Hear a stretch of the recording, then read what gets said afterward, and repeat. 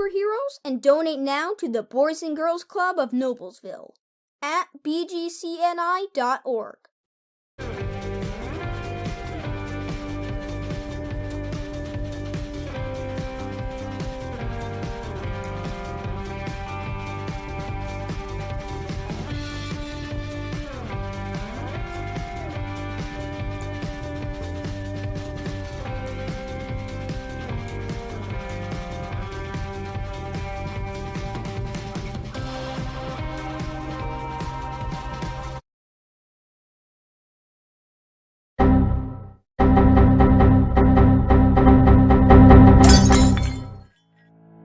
Don't let a tech problem slow you down. Noble Geeks fixes a variety of phones and computers. From a cracked phone screen to an unresponsive computer, Noble Geeks is here to help your home or office. Call 317-560-0579 or stop by our downtown Noblesville location at 935 Maple Avenue and see what a Noble Geek can do for you.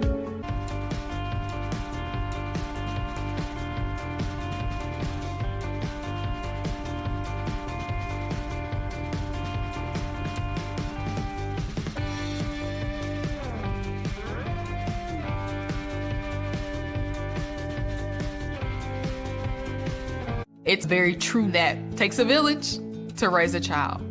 And when it comes to my healthcare village at Community Health Network, it's all nestled right in my phone. Accessing healthcare is the ability to be connected with your provider and ask a question when you need it. I feel like when I'm meeting with a community nurse practitioner or doctor, they're tuned in to what is going on with me and the way that they can serve me best. Stand by me.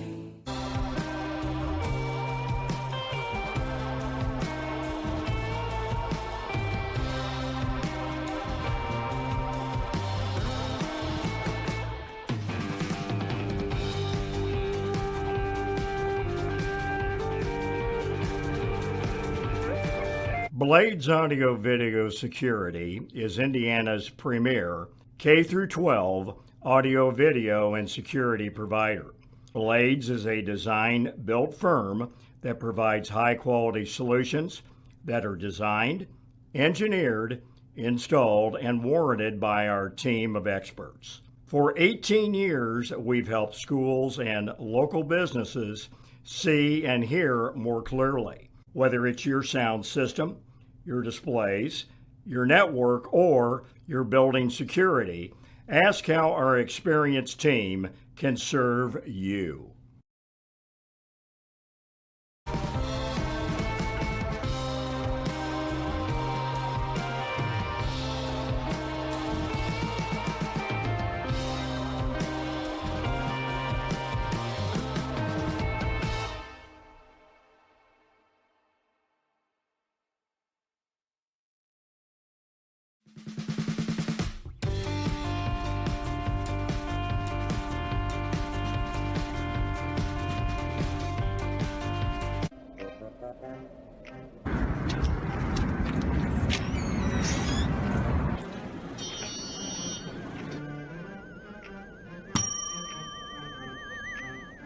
Can I help you?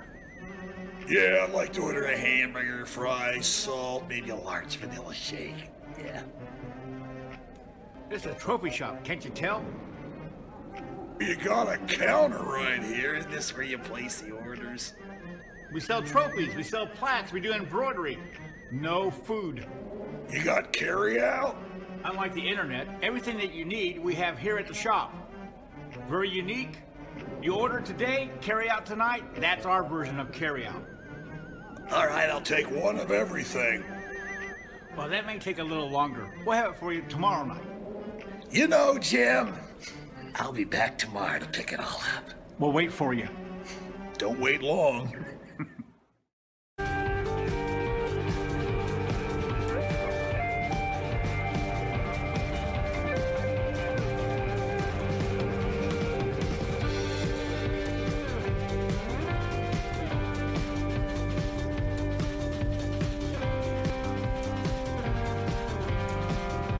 This is where champions play.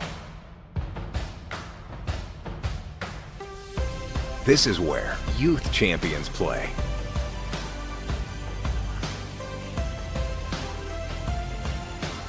This is where collegiate champions play.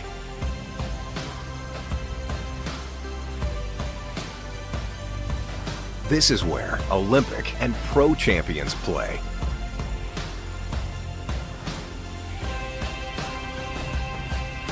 This is where all champions play.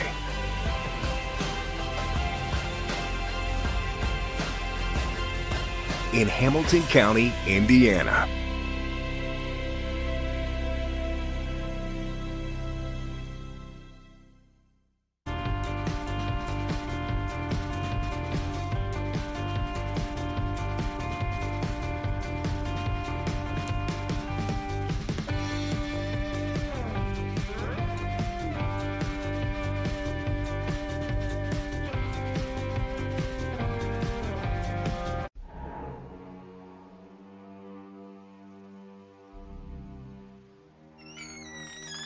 Can I help you?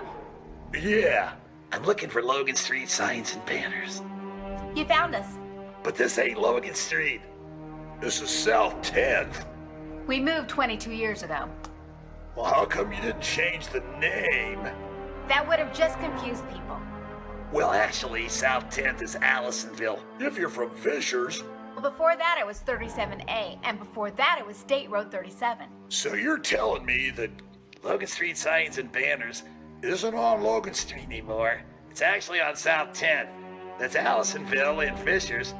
And before that, it was 37A and 37? So you got that straight? Logan Street signs and banners conveniently not located on Logan Street, but rather South 10th Street in Noblesville. Exactly.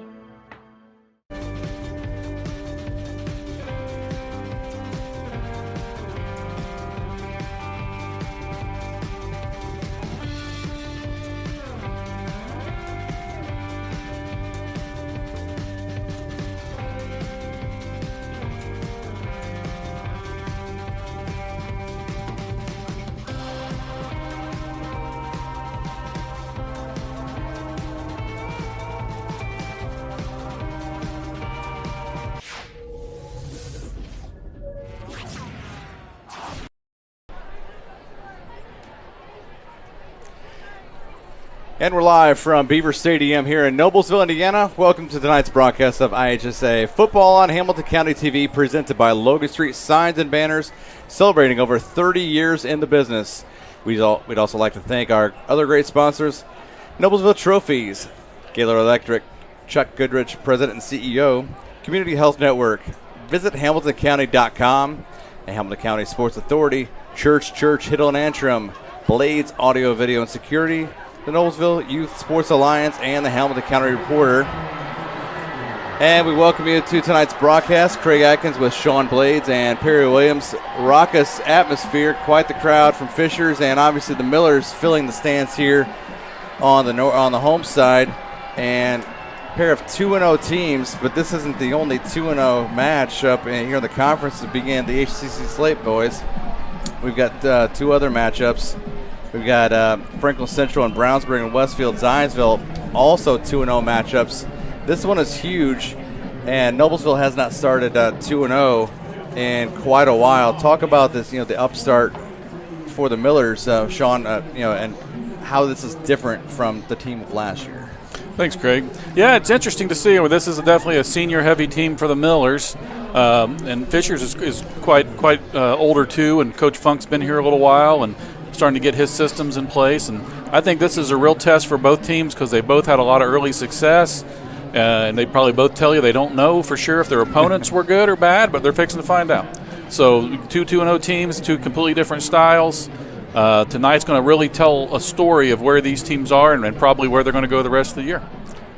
Absolutely, and the one thing about it, it's going to boil down to the two running backs, Noblesville's Logan Schaffner and Fisher's Martin. So both those two players are very, very talented players. Schaffner comes in this ball game with 341 yards, but he's only averaging 15.5 yards per carry. Okay, yeah. So he's slipping a little bit. No, I'm serious.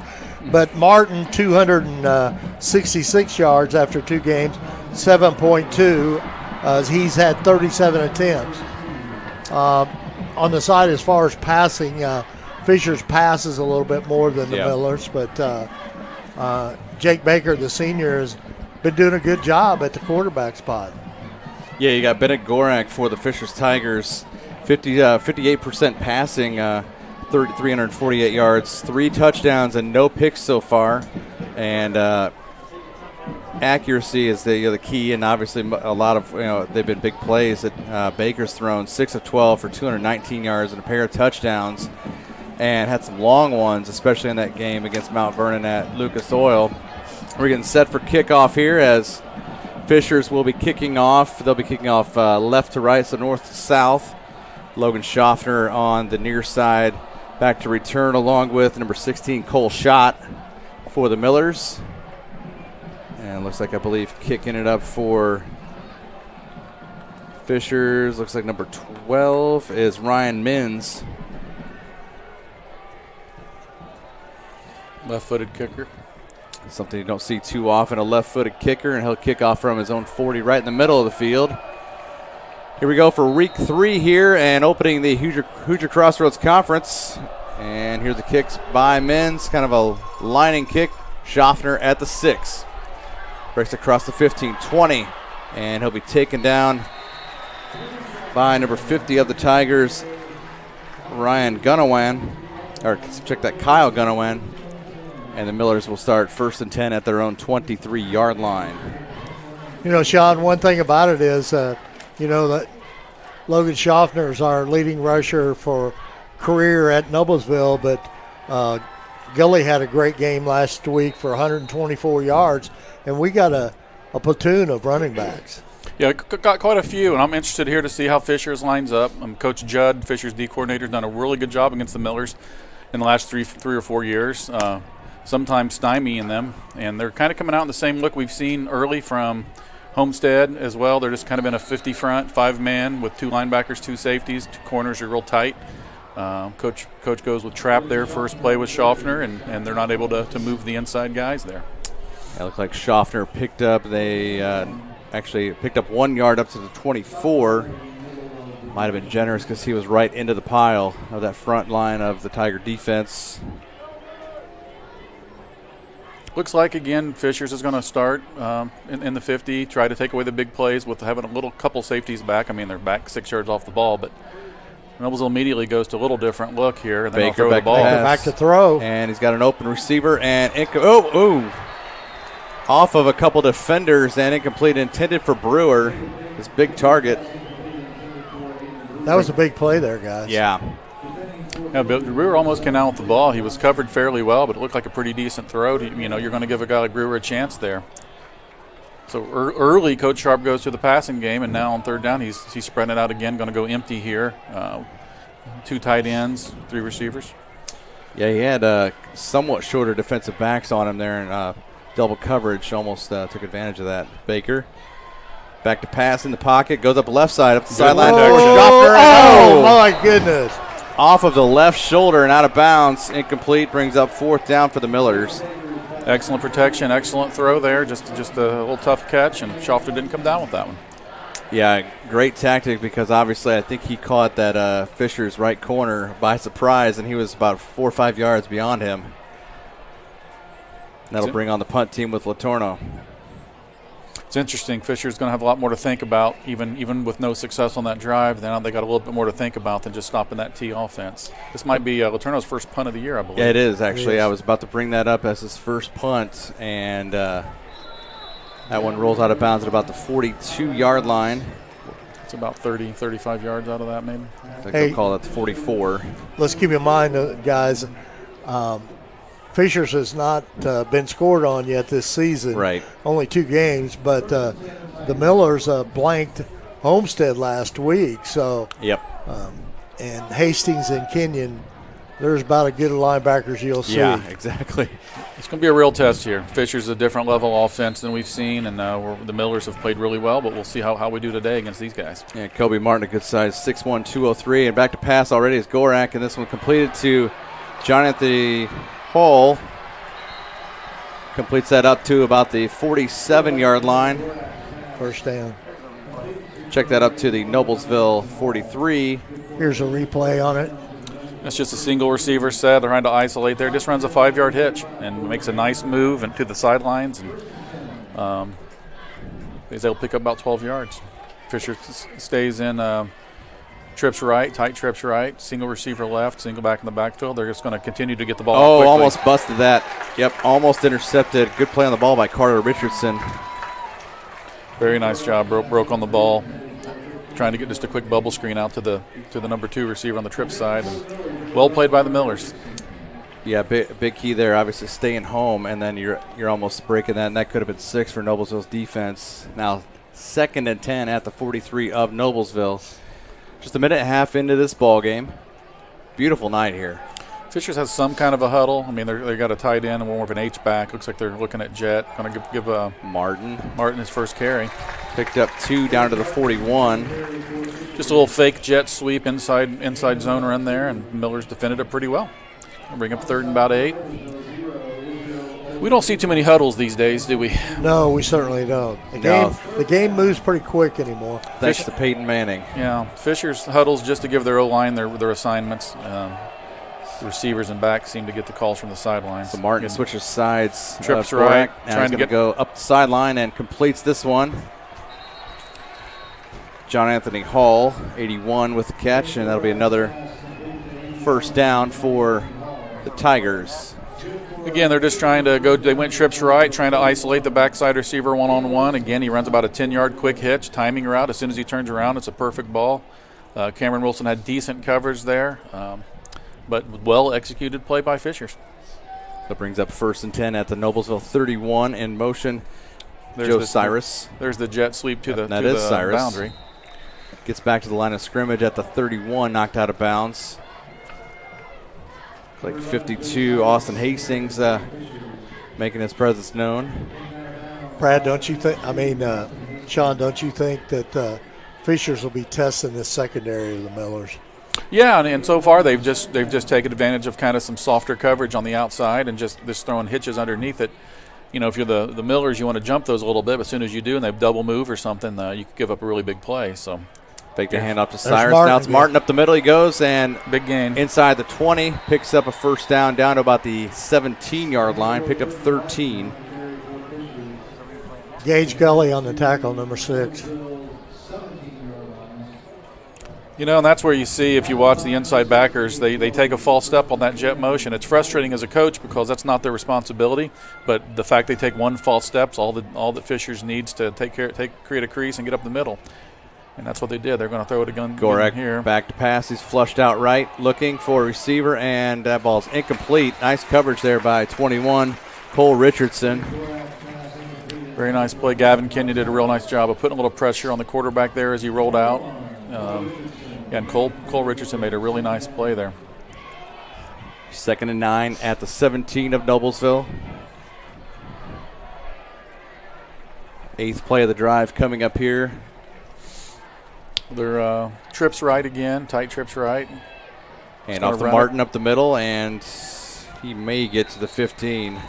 Very good backside pursuit there by Israel Oladipupo. He closed down really quickly when he read run and made a nice play at the line of scrimmage. And Millers are definitely a little stouter in the middle than they have been in the past. And Fishers has always been really good offensive line-wise. And looks like they're going to come out in a little trip set. Trips left, tight end right. Yep. Again, with the running back where he sits, 3rd and 9, looking for a screen. Maybe try to get the tight end up the seam, which he's going to be uncovered if they do. Correct. Back to pass up the middle he goes, and this one's completed. To number 13, that is Noah McPeak. It's a really nice play there. And if you see at 85, the tight end on the backside ran up the seam uncovered as well, so he had options. Fishers kind of goes quickly here. Same formation. Set up, and they will go up the middle, and Gorak into the end zone, loses his bucket, and he will score from 2 yards out.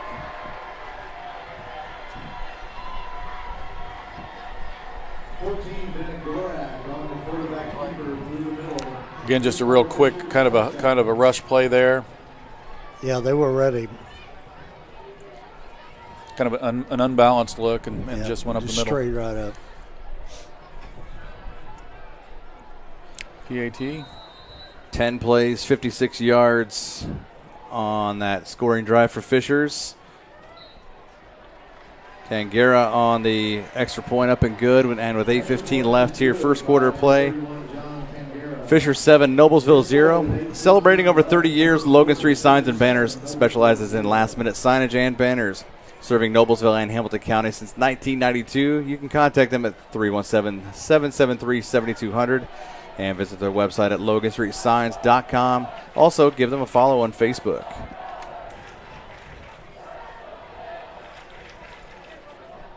Well, I think both coaches are looking at that first drive, trying to think of the adjustments they can make. Coach Funk's got to be happy. They executed a pretty nice job, pretty nice drive, a little mix of pass and run. Miller's defense had some big plays and only gave up one real good running play up the middle there on that fake jet. But the passing game has been a problem the last few years, and it looks like right now we still got some adjustments to make to tighten it down. Gorek, very accurate with his throws.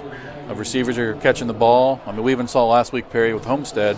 They executed some pretty good routes and throws. They just didn't catch the ball. Right, absolutely. The windows were there. They just did not take advantage of them. And the big thing Nobles has got to take advantage of here is they've seen Fisher's defense on the first drive and what they should do on the second drive. And they had opportunities.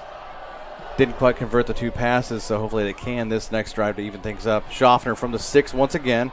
Goes left. Tries to cut outside defenders, and he's across the 20. He'll be taken down, marked down they'll give him the 23-yard line once again where Noblesville starts.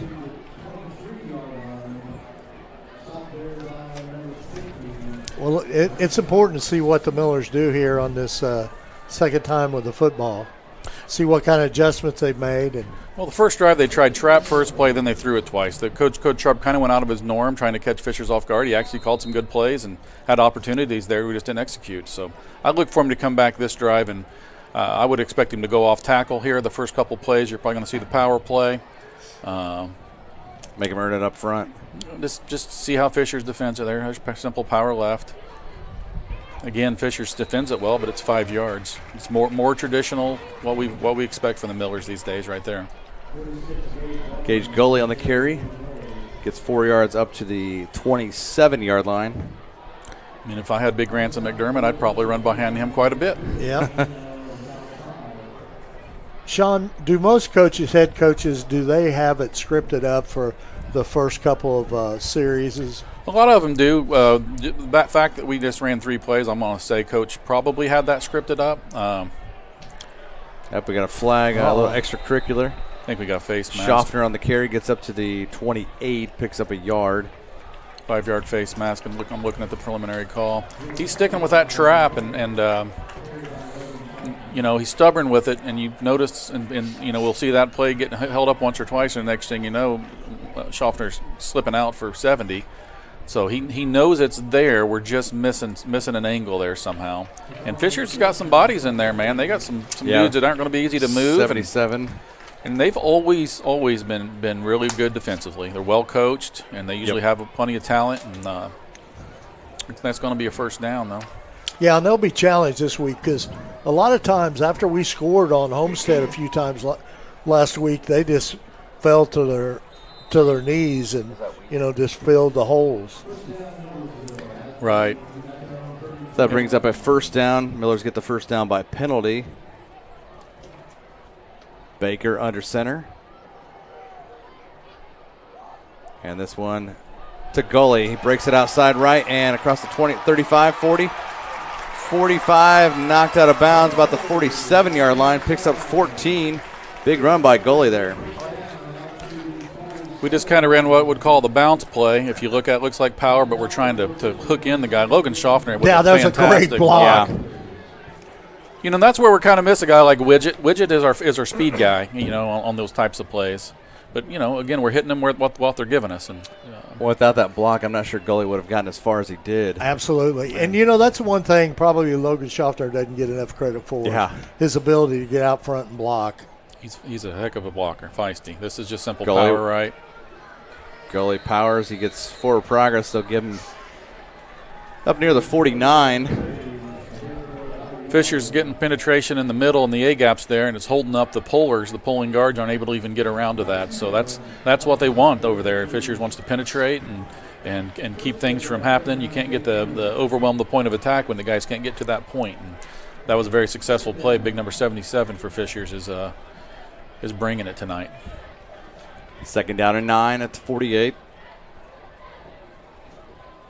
We'll call it the 49. Baker rolls out left, and he's going to keep it, find some room, breaks free from a tackler, but he's going to lose a yard.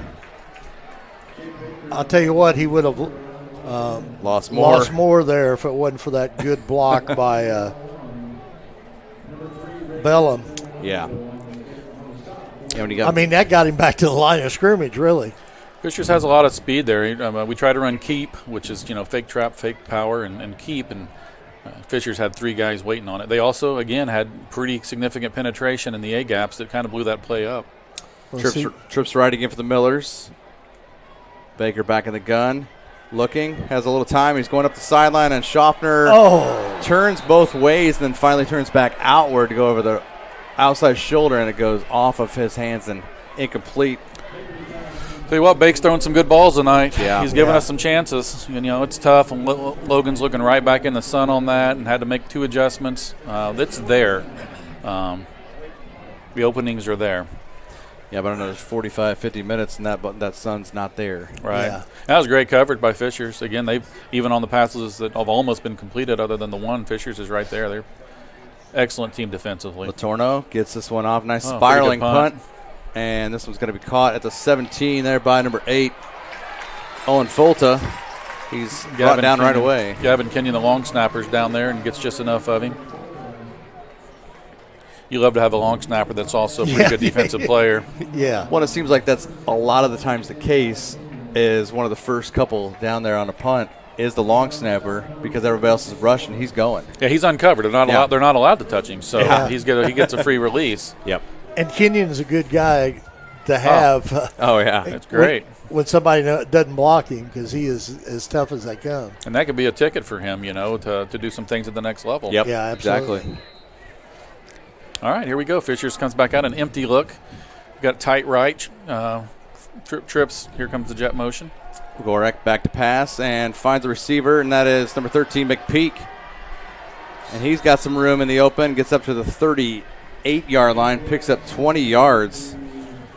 That's just a simple post route from the number 2 receiver up top. Comes under the linebacker who got a little too wide, didn't get underneath it. Gavin Kenyon's got to get a little more inside on that post when he reads it, and they found the window. Yeah, Fishers is figuring out quick. It's almost a little too soft of a zone. Noblesville's got back there in the defensive backfield, and they've taken full advantage so far.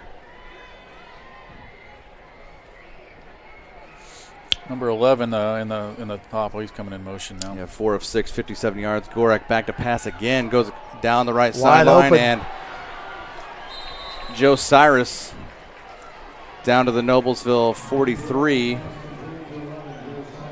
Carter Richardson on the tackle. Here's the play. It's a really good concept, a good route concept with 3 receivers, 3 layers, and Hastings goes with the second layer, and the third guy is just there's nobody there. It's just a really good concept, good to pass protection, and another great throw. This Gorak kid can put the ball where he wants to. Yep, at will, and Martin gets the handoff this time, and he's brought down by Grayson Owens.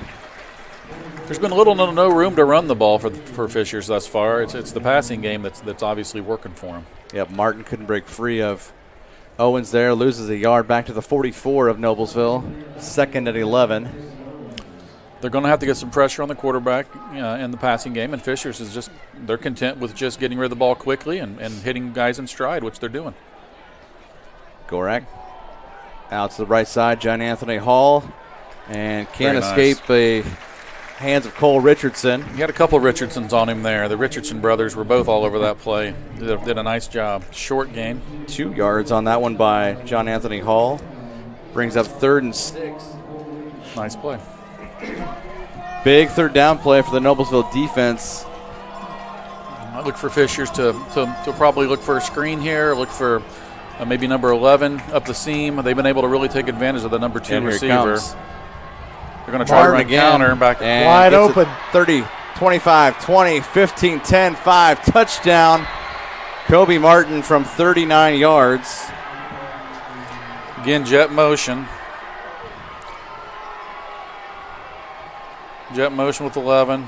The linebacker, then one of our inside linebackers flies all the way to the jet motion, and he runs right where that linebacker's supposed to be. I don't know if that's our game plan. Usually the inside backers don't have the jet. They don't have that. That's not their play. And if he vacated his area, and that's the cut he made. Hastings got blocked, and his backside backer was gone. He was out there tackling the jet. Yep, everything was wide open, and he found his way untouched for 39 yards and a touchdown. Pangera with the point after, and Fishers quickly up now. 14-0, 3:28 left here in the first quarter. Noblesville Trophies offers a large range of products, including sports trophies and corporate awards. They also provide you with same-day service for those last-minute decisions. Give them a call at 317-773-7391 or check them out online at noblesvilletrophies.com. Well, the one thing about it, Coach Funk has done a good job of preparing his offense for the Millers' defense, because they're finding the seams of our deep backs. Yeah, he knows where our mistakes are and where we can be beat, and he's taking full advantage of all of that. So it's 14-0. Fishers out in front of Noblesville. Millers have to make something happen on offense before this thing gets out of hand, and you got to know that they may hopefully switch something up on offense here to kind of throw the Fisher Tigers defense off as we get set for the kickoff from number 12, Ryan Mins. Schaffner and Schott back there to return this kick.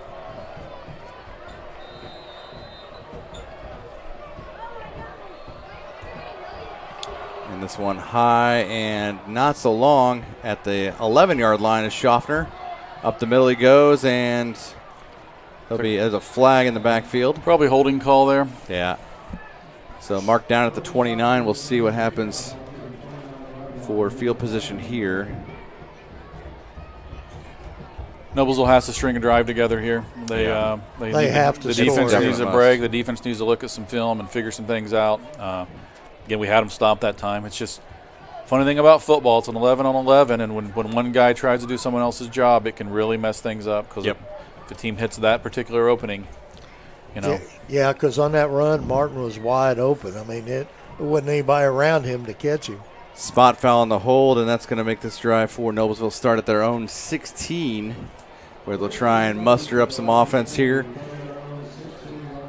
And they've got to go back to what worked well against Homestead and Mount Vernon, where you put together a combined 90 points in 2 weeks. We're going unbalanced here. We're actually, if you look, we got an extra lineman to the right side now. Yep. Left quite a gap on the backside. We're kind of see how they align to it. And Schaffner with a nice carry up across the 20 to the 23, picks up 7. Good call, good adjustment. Let's see what Fishers does with that. They're back in traditional already. So they just wanted to come out with one play and go that unbalanced look, I suppose. What would you say, Sean, on this? Is he just testing the waters doing that to see what he can do? Or? Yeah, and a lot of times when you come out on the first play of a series, you can catch a team misaligned there. I mean, a lot of times your players look at the football and they'll kind of line up based on the football. And they may not have caught that the very first time, but I guarantee you the second time the coaches caught it, and they weren't going to get away with it again. But it's a pretty effective play, pretty smart play to come out and do that right away. 4 yards. Go ahead, Schaffner. I'll go ahead. I would say 4 yards and a first down for Schaffner there. Moves the sticks. Back in my early days of coaching 7th grade over at West, playing Carmel Clay, they beat the tar out of us running off tackle the whole game. And when I watched the film, I realized they were unbalanced the entire game, and I never noticed. Their coach is probably laughing. This rookie. There's shot. There's trap. And up to about the 29 for a couple yards. Schaffner. Trap has not been there thus far, but again, you stick with it because if you give up on it, next thing you know, we pop one 70 yards. So yeah.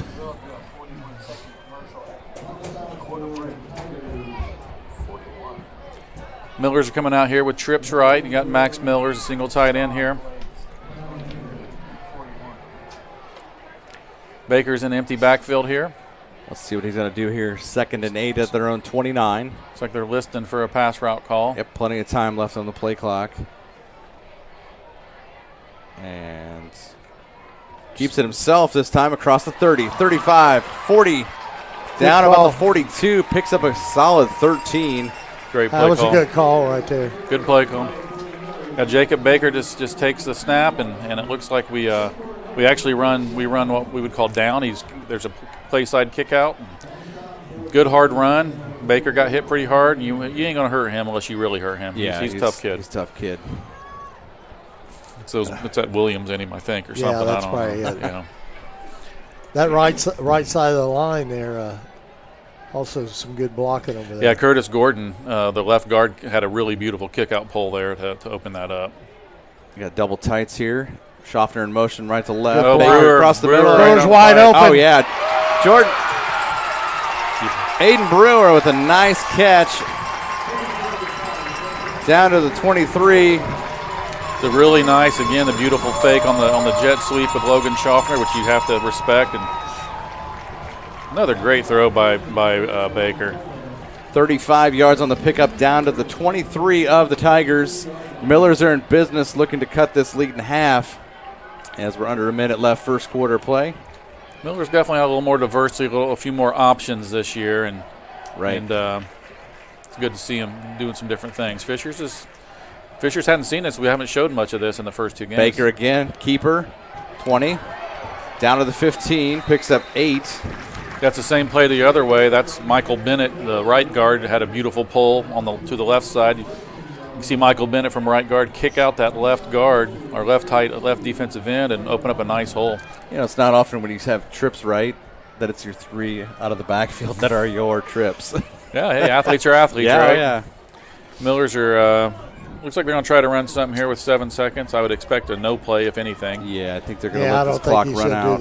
Yeah, they're going to let the clock run. It's under. Yeah. All right.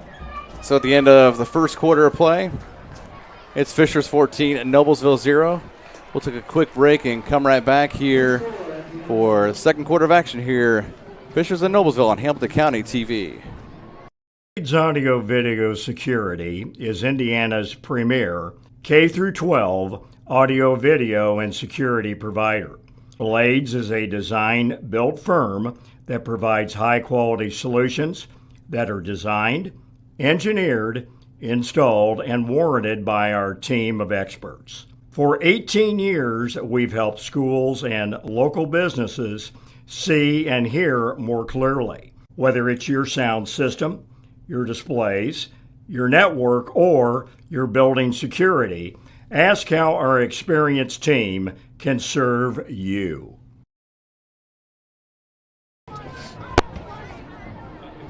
Back here live at Beaver Stadium, Noblesville, Indiana. Craig Atkins, Sean Blades, Perry Williams, glad you've joined us. Gaylord Electric, the highest performing national contractor of excellence since 1984. Their success continues to be built upon cornerstones of reliable resources, reliable outcomes, reliable insights, fueled by our genuine care for people. Gaylord Electric, along with Chuck Goodrich, President and CEO, are proud sponsors of Hamilton County sports. And gentlemen, 14-0, but Noblesville knocking on the door at the 15 of Fishers, and Noblesville's improving as the game goes on. So they figured out what they did wrong on the first 2 drives when they punted, so they're trying to capitalize on this drive here. Yeah, the Millers are just mixing it up, being a little more diverse, giving Fishers more things to look at. Yeah, because we've given them a lot of looks. Yeah, we're back in the regular old T here, power T, double tight. Yep. Sharp's calling the play, and he's seen something different. Fishers hasn't changed. I mean, they're in the same alignment they were in since. I don't think they're going to shift out of it. Yeah. No. I think he's trying to see where that nose guard, which way he looks like he's slanting. And there's Trapp again. Yep, there's Schaffner. He may have gotten the first down. Yeah, down to the 11-yard line, picked up 4. Actually, yep. First and 10 from the 11. There's a little more room there. Not a lot more, but there was a little more room there. They're making some adjustments. 4th rushing first down for the Millers. Now and we at the can 11. also get a first down without scoring. That's true. 1st and 10 at the 11 of Fishers. 11:35 left until halftime. They're going to this shotgun kind of single wing look here. Yep. Baker keeps it. He's going left. Good block by Gage Gall. Touchdown, Jake Baker. They called a holding. They called a holding. I see it. That was a great block by Gage Gully from out here, but obviously up there they saw something we couldn't see. Surely not. I was watching Gully's block, and it looked phenomenal from here, but you're going to get a holding call on your opponent's sidelines more often than your own. Yeah.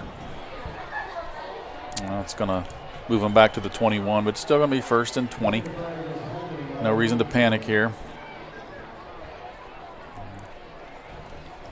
So they'll go trips right here again. Now to the near side, the right. Well, Baker's got good feet, man. He's quick. Yeah, he is. Yep. Fisher's calling a timeout.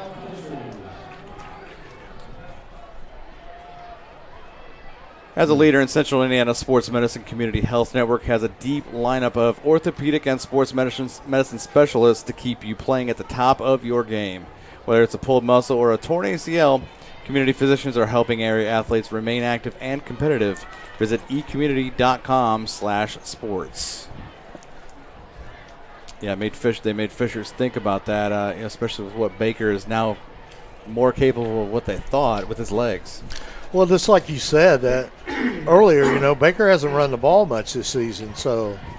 Yeah, his long carry before tonight was 4 yards. He had 6 carries for 38. He's already got a 13 and an 8-yard to go with that first carry of 1, so he's already surpassed twice of his 3 his long carry of the year. Well, this is really a big point in this ball game. I mean, the Millers need to score here to get it back within 14-7. And if they aren't able to score here and Fishers gets the ball back and Fishers is really looking to take this game, if they were able to get back and drive again, it really changes momentum. So this is a big possession. Millers got trips out here, 3-on-2, safety over the top. Baker. Fishers is definitely in the flat, little slant to Schaffner. Gets down to the 13 for 8 yards. Fishers is lined very, very heavy there to the weak side where Max Miller's tight end. They had 3 guys outside of him, so there should be some openings over here. And, I mean, honestly, that was a pretty easy 8 yards right there. That play was trying to get Schaffner in space there. And they got kind of the same alignment here. Now you can see Fishers actually is walking the safety down this time. Schaffner in motion left to right. And flag on the play. False start. Our receiver up top, the first receiver moved. up top moved. He flinched a little bit there, It goes Bellin, Bellin's up top. So it's going to make it 2nd and 17.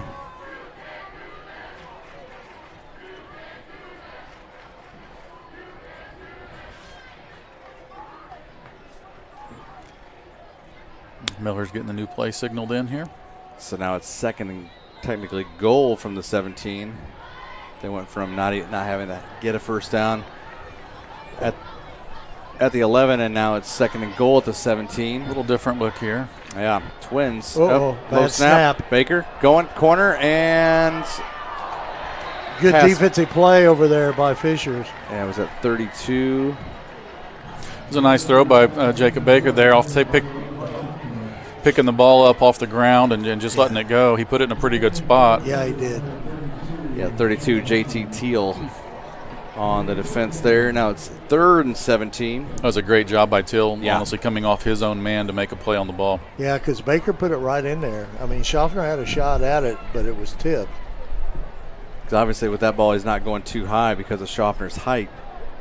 But he put it right in there. And interesting look. We got Gabe Bellum at tight end here. And it's Baker back to pass. He's just going same side Brewer. again, and Brewer got it. That's a pretty good option. Aiden Brewer from 17 yards out. Touchdown, Noblesville. Here comes the replay. You can see they swapped Bellum to tight end and split Brewer out. And honestly, what an option. Just he got a release. You just throw it up there. He's tough to defend. And, we we all three know Brewer's an athlete, man. Yeah. He's flat out an athlete. He only gets better every year and just a Absolutely. junior. Yeah. Reminds me a lot of you, Perry, with your athleticism. Yeah, there was no athleticism with me. Well, that was a big play for the Millers on 3rd and 17, I believe, from the 3rd 18. and 17, yep. Kick is good by Letourneau. And with 10:30 left here until halftime, it's Fishers 14, Noblesville 7. Since the establishment of Church Hiddle and Antrim in 1880, our neighbors, community leaders, businesses, and school districts have placed their trust in us to solve their most challenging legal issues. We have a rich history of helping our clients when they need it most. Give us a call at 317-773-2190 or simply visit the website at cchalaw.com. Sean, that was a very important drive we just Noblesville just put together there. Yeah, it was a real key point to stay in the game. But now, you know, you had that whole time your defense rested. You looked at things, but Fishers is over there thinking they can't stop us. So if you're Fishers, you're very confident here, but, you know, you don't want to have to keep scoring, you know, to stay in a game. So obviously Fishers wanted to get that stop pretty bad. But yeah, we don't want to get a 59-58 shootout. No, gosh, I kept checking Twitter last week. I couldn't believe Westfield and Lawrence Central last week, 59-58 in OT. And like we were talking about earlier, Jackson Gilbert, 4 through the air and 3. Well, no, 4 on the ground, 3 through the air that he scored. I mean, just but this drive right here, Noblesville's defense has to play on the offensive, if you will, and this has to be a stop. And Fishers did something pretty slick there. They switched their deep guys right before the kick. Short kick, and this one's fielded by number 3, Reagan Thumbalumbu. Man, that's they got awful good field position, guys. Yeah, the up guy fielded that one, and Millers just didn't make a play. Yep. First and 10. Very good run back. Noblesville's 49-yard line, best field position for either team all night. And if Noblesville's going to get a stop, they're going to have to force it and 3 and out, because obviously it's short field for 49 yards for the Tigers here. Tigers come out in a pistol set, 3 receivers to the left. Martin back there is going to block, and Gorak back to pass. Well, got a hold. The rush was on. Yep, I think so too. They didn't call it. Oh, incomplete pass. No, he caught it, didn't he? There's a flag down. It's either pass interference on the Millers or the receiver may have stepped out of bounds. Far side, right there at the 27 is a flag. Millers fans were really rooting for a hold on Israel Oladipupo coming off that edge. Looked like he got pulled down, but the official's right in front of it, so he didn't call it. So 21 yards on the pickup, and a pass interference is declined. So it'll be 1st and 10 Fishers. After that 21-yard gain, 1st and 10 at the 28 of Noblesville. Bennett Gorak is really showing something here with his accuracy right now. Yeah. Fisher's receivers running excellent routes, and he's just putting the ball on the money. Going to run this one. High snap, and this one's Martin up the middle. He's across the 15. He's explosive. Down to the 12. Mark him at the 13, so 15-yard gain by Kobe Martin. And another Tiger first down. They are marching down this field quickly. You can see they motioned 11 down to basically be a double wing on the same side there just to run an ISO. They just overwhelmed and made excellent blocks everywhere across that point of attack. And Martin is very explosive, got a very quick first step, and he's starting to get in a groove. Here he comes again. Yep, off. He's going off left. Oh, they're going to go with him now. Yep, he's going to be in there for a touchdown from 13 yards out.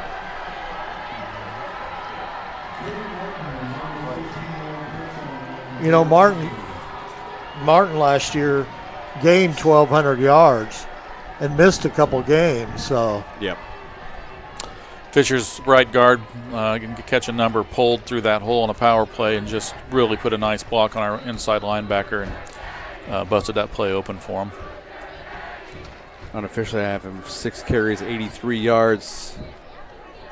Tangera with the point after, and that puts Fishers up 21-7.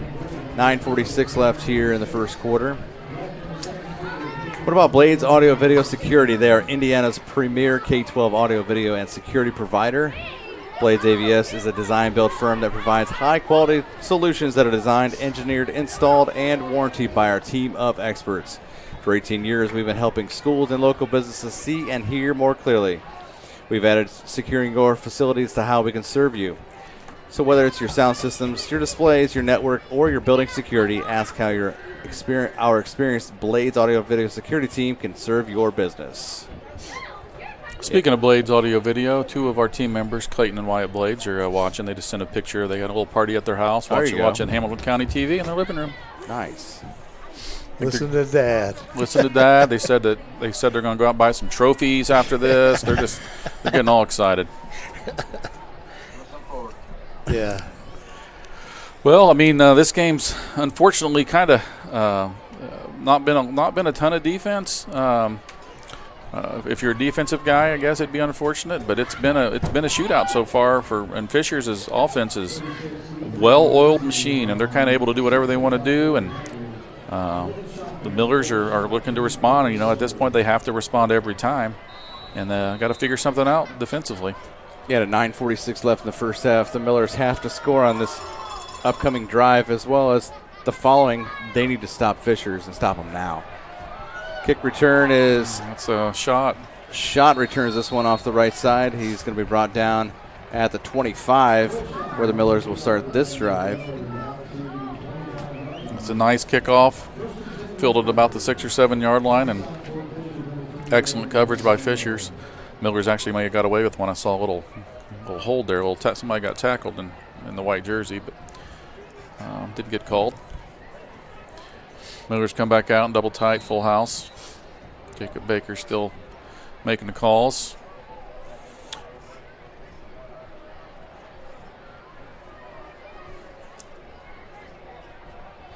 Baker, this one to Bellin. Just power off the left side. Gets to about the 26 for a 1 yard pickup for the first carry for Gabe Bellin. Up front, the Millers have left to right. You got Max Miller, you got Ransom McDermott, you got Curtis Gordon on the left side, and you got Merrick Helvey at center. On the right side, you've got Michael Bennett, Eddie Wilhelm, and Aiden Brewer. Very young. That whole right side is all juniors. But you got all seniors in the backfield. Baker. It's a little dump pass to Shaffey. Slight got to turn the corner. 30, 35, 40, 45, and out of bounds about the, let's call it the 45-yard line, and picks up a solid 18 to Schaffner. That was a good play right there. Yeah. Schaffner had blockers out there with him. Yeah, Big Ransom gets out there, and Gage Gully sets that edge again.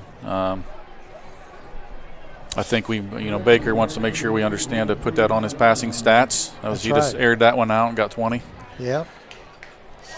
I think he threw spitballs farther in class today than that pass, but hey, we'll take it. We'll take it. Yeah. Nice Baker play. keeps it himself, and he makes a little something out of nothing up to the 49 for 4. He's a pretty shifty little runner. Fishers was there. They stymied Schaffner there, but that was good. That was a good fake by Schaffner there, really. Yeah.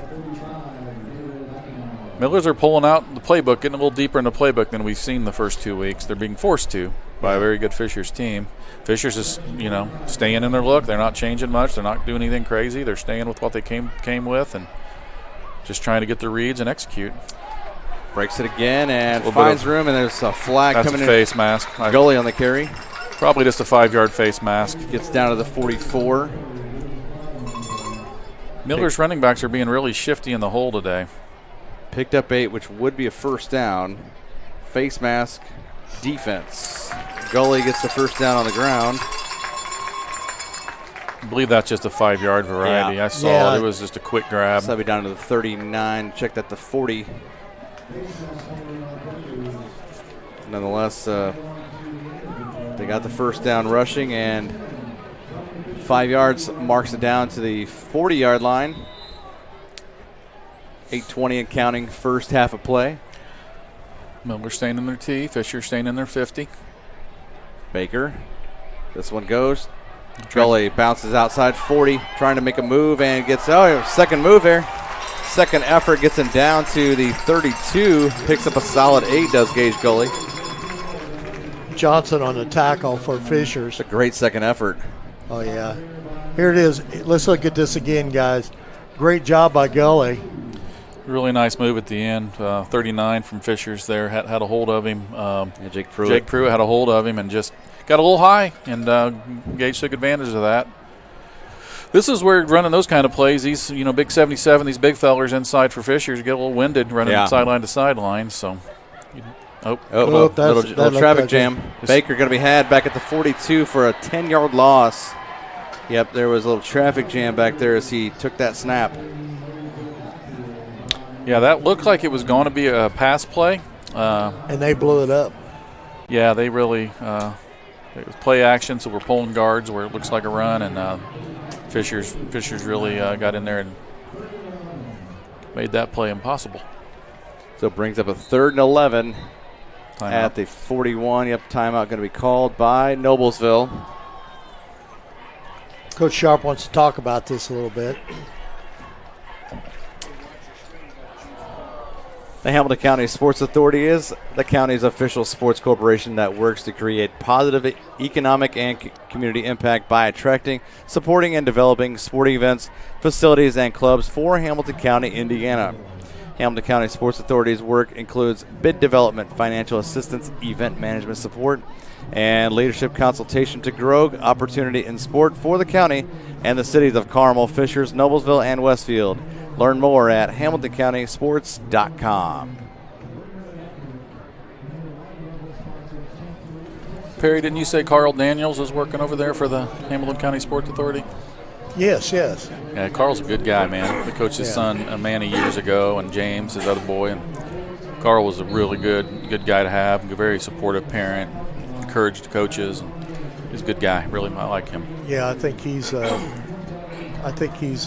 daughter plays for Southeastern in volleyball. Oh, yeah? I think she's only a freshman. Didn't you say he's a black belt in pickleball or something? Yeah.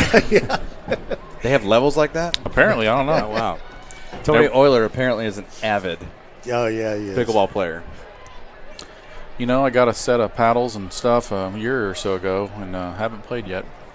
And Perry, now they need dusting off. I challenge you, Perry. Thanks. You and Perry, Forest Park tomorrow. Here's a shotgun set with a pistol formation, 2x2 receivers, no tight ends. Big 3rd and 11. Baker back to pass, rushes on, and he is going to be up. He throws the ball, but he's inside the tackles. Grounding. Calling intentional grounding. Yep.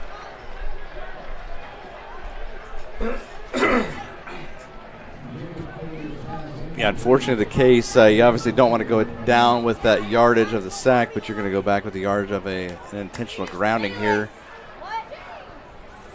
Situation like that, I'm sure Coach Sharp would just air it out to the goal line and 40, 50 yards and see if Brewer can make a play. Worst case, it's a punt. But it's a lot happened quickly there. Fishers had more guys rushing than we had blocking, or than the Millers had blocking, and just put a lot of pressure on the quarterback. He didn't have a lot of choice. We got to have a stop. The defense got to stop Fishers here. So the punt team on again with Latorno.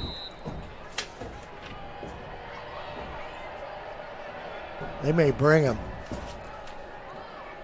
And this one a really spiraling nice punt. Fair catch called for. And called. Reagan Thumblembu. That's Owen Foltz, actually, number 8. Check that, it was 8. Owen Folta. So Fishers will have the ball at their own 26-yard line to start this drive. Well, Fishers has kind of done what they wanted to do thus far on offense, so we'll see if got any new tricks up their sleeve, or if they're just going to keep going with what they're doing.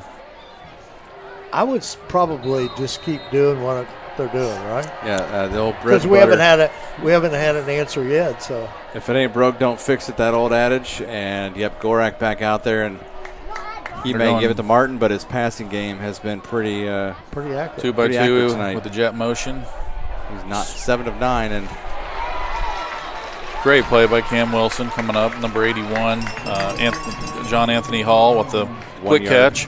If it's your funk there, you're just saying, I'll take John Anthony Hall against anybody you got, one-on-one. Yeah. But Cameron Wilson closed that much quicker so that he didn't even have to make a play in space. It's kind of what you got to do. Yeah. He was very aggressive that time. Yeah, it is. But if you're Funk, you're like, all right, well, here in a little bit, we're going to we're- pump that and yep. double move that. Yep. Cameron's got to be ready for everything, and so far so good. correct. Across the middle and incomplete pass a little in front of Hall that time. And he had before that completed 6 passes in a row. Now that was just a simple slant route, and Cam Wilson had excellent coverage there. He got released, but he got a little jammed up off the line, and he didn't have a huge window there. Cameras all over him. I think after that first down, I think I would shy away from that. Wilson's going to be all over him, but he keeps wanting to go back to Hall. So, Sean, what do you do? What do you think here? You think they're going to try to burn Wilson maybe with that pump fake here? They're empty. They're probably going to run some jet motion here, which they are. They're motion into trips. Tight ends coming over the middle uncovered. Correct. Flushes out right, and going to be. This ball was skipped. Yep. Incomplete on that. Oh, they're calling a catch. Oh, my. Wow. Oh, my goodness. I think they're going to come in and talk about that because that ball clearly, I guess they're not. No. Okay, then. Well. Wow. I guess. Wow. Well, maybe we just didn't get a good view from over here. I thought it skipped 2 yards in front of him, but I am 75 yards away, so. 16 yards to, I believe that was McPeak. Hand off to Martin this time. Up the middle he goes. Busts outside 50, 45, and down to about the 44-yard line. 13 yards from Martin on that carry. He's got a burst. He plays with a real burst. Yeah, oh, he's quick. Made a real nice cut. One of the better backs Fishers has had in a while, I think. Yeah, he's good and he's big. I mean, he's no little guy. 6'1", 203 on this sheet. And he definitely has some quick feet. Very good acceleration. So I'm sure there's some people looking at him. Oh, yeah, have to be. Gorak back to pass. To the right he goes to Hall. And Hall was given a really, really big cushion there. Yeah, so Richardson. Real easy 8-yard pass there. Cole Richardson, give him some space. Oh, he had him a 10-yard cushion. Yeah. If you're Fishers, you're going to take that all day long. All night, yep. That's playing catch in the backyard. 2nd and 2, exactly. 2nd and 2 at the 31 of Noblesville, just past the midway point of the second quarter. Fishers taking their time, plenty of time on the play clock. Yeah, they can. They don't have to get in a hurry anymore right now. They're going to take a time. They're going to take a timeout here. Yep, down to. Can't take them with you, can you? No. He may have a couple guys a little tired. Just wants to regroup here. Again, no hurry at all. 5 minutes, and you're in excellent field position. 2nd and 2 is a coach's dream to call play. Tonight's game is brought to you by Logan Street Signs and Banners, celebrating over 30 years in the business, and they specialize in last-minute signage and banners, serving Noblesville and Hamilton County since 1992. You can contact them at 317-773-7200 and check them out on their website at loganstreetsigns.com. Also, follow them on Facebook. Guys, definitely a nice crowd here tonight on both sides, and there's a lot of people on the fence down there. Oh, that's is that the NFL players down there? Yeah, it's Noblesville Elementary Football League night tonight. So all the first grade, second grade flag teams, 3rd, 4th, 5th, and 6th grade tackle teams, and of course the Noblesville Grinders, possibly the greatest team in the history of football. It's going to be down there. I'm going to run down and run out with them. When they're good and when we have a lot of good athletes, it makes me a pretty good coach. That's right. 2nd and 2 at the Miller 31 for Fishers. Gorak back to pass, play action fake, and he's going across the middle. And John Anthony Hall, he overshoots him into the end zone.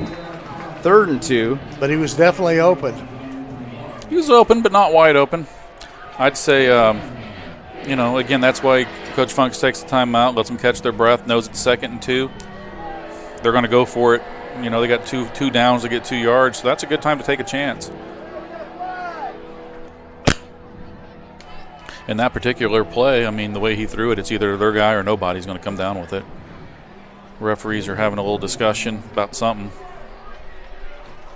Maybe what they're going to have in. Clearly. It's the ball. It's the ball. Holding call. Holding call going to be on the Tigers. So that'll bring it back to the 41, 10-yard mark off.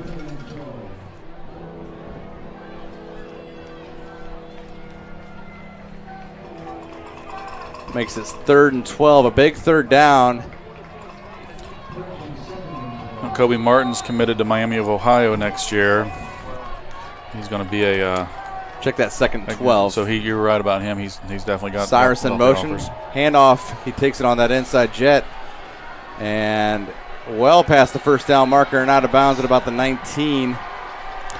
Joe Cyrus, very quick kid. Yeah, there's been a few Cyruses come through Fishers there, and he looks like just as fast as the rest of them.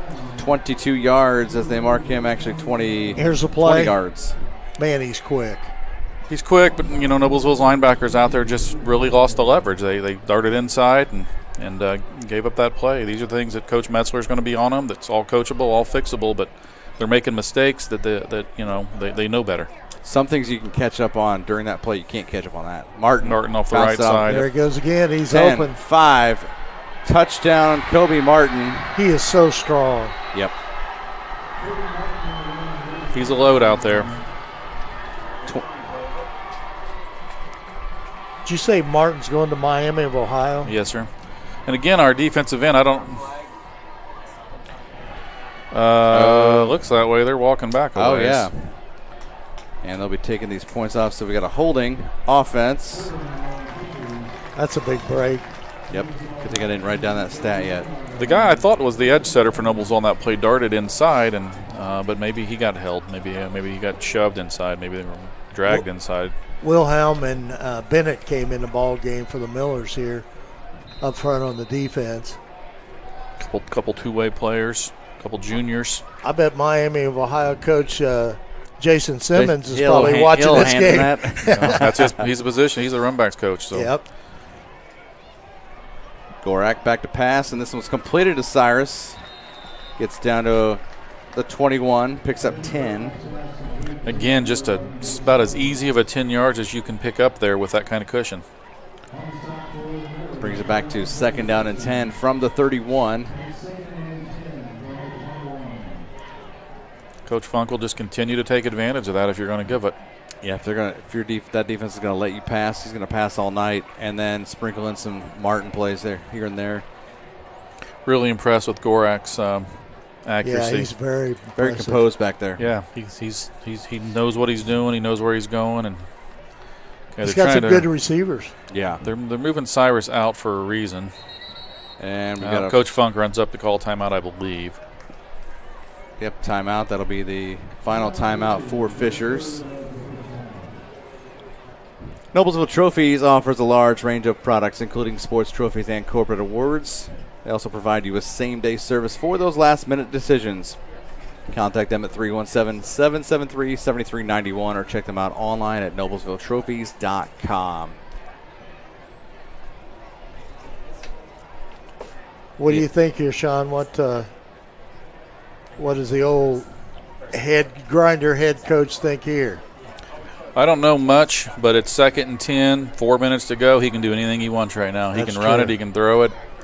He's not behind schedule that much. I mean, it was 1st and 20, and that he eliminated that 10-yard deficit in a hurry. And Coach Funk's probably just thinking, again, get the ball out quick if you pass it, or may give it to Martin again. Yeah, I mean, I'd have a hard time not running that jet motion and giving it to Martin because it seems like we're really struggling with that and getting out of position. 13 would come in motion if they decide to do that. It's Noah McPeak. Oh, they're going to bring 81 across. They're going to look to throw the ball here. Gorak, first read isn't pass, there. Almost sacked and throws to the end zone, and this one going to be caught by Noah McPeak for the 21-yard touchdown. First option was well covered. They stayed with the play. McPeak made a nice adjustment, and Gorak hit him. I mean, McPeak's just running a little hitch there, and Millers fell to get back with him. Gorak did a great job throwing that ball. He got square with. He about got sacked and came back from it.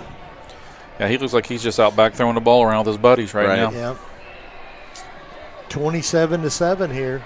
Tangera along on for the point after. The junior kicker. Kick is up. This one's low, but it's enough and good.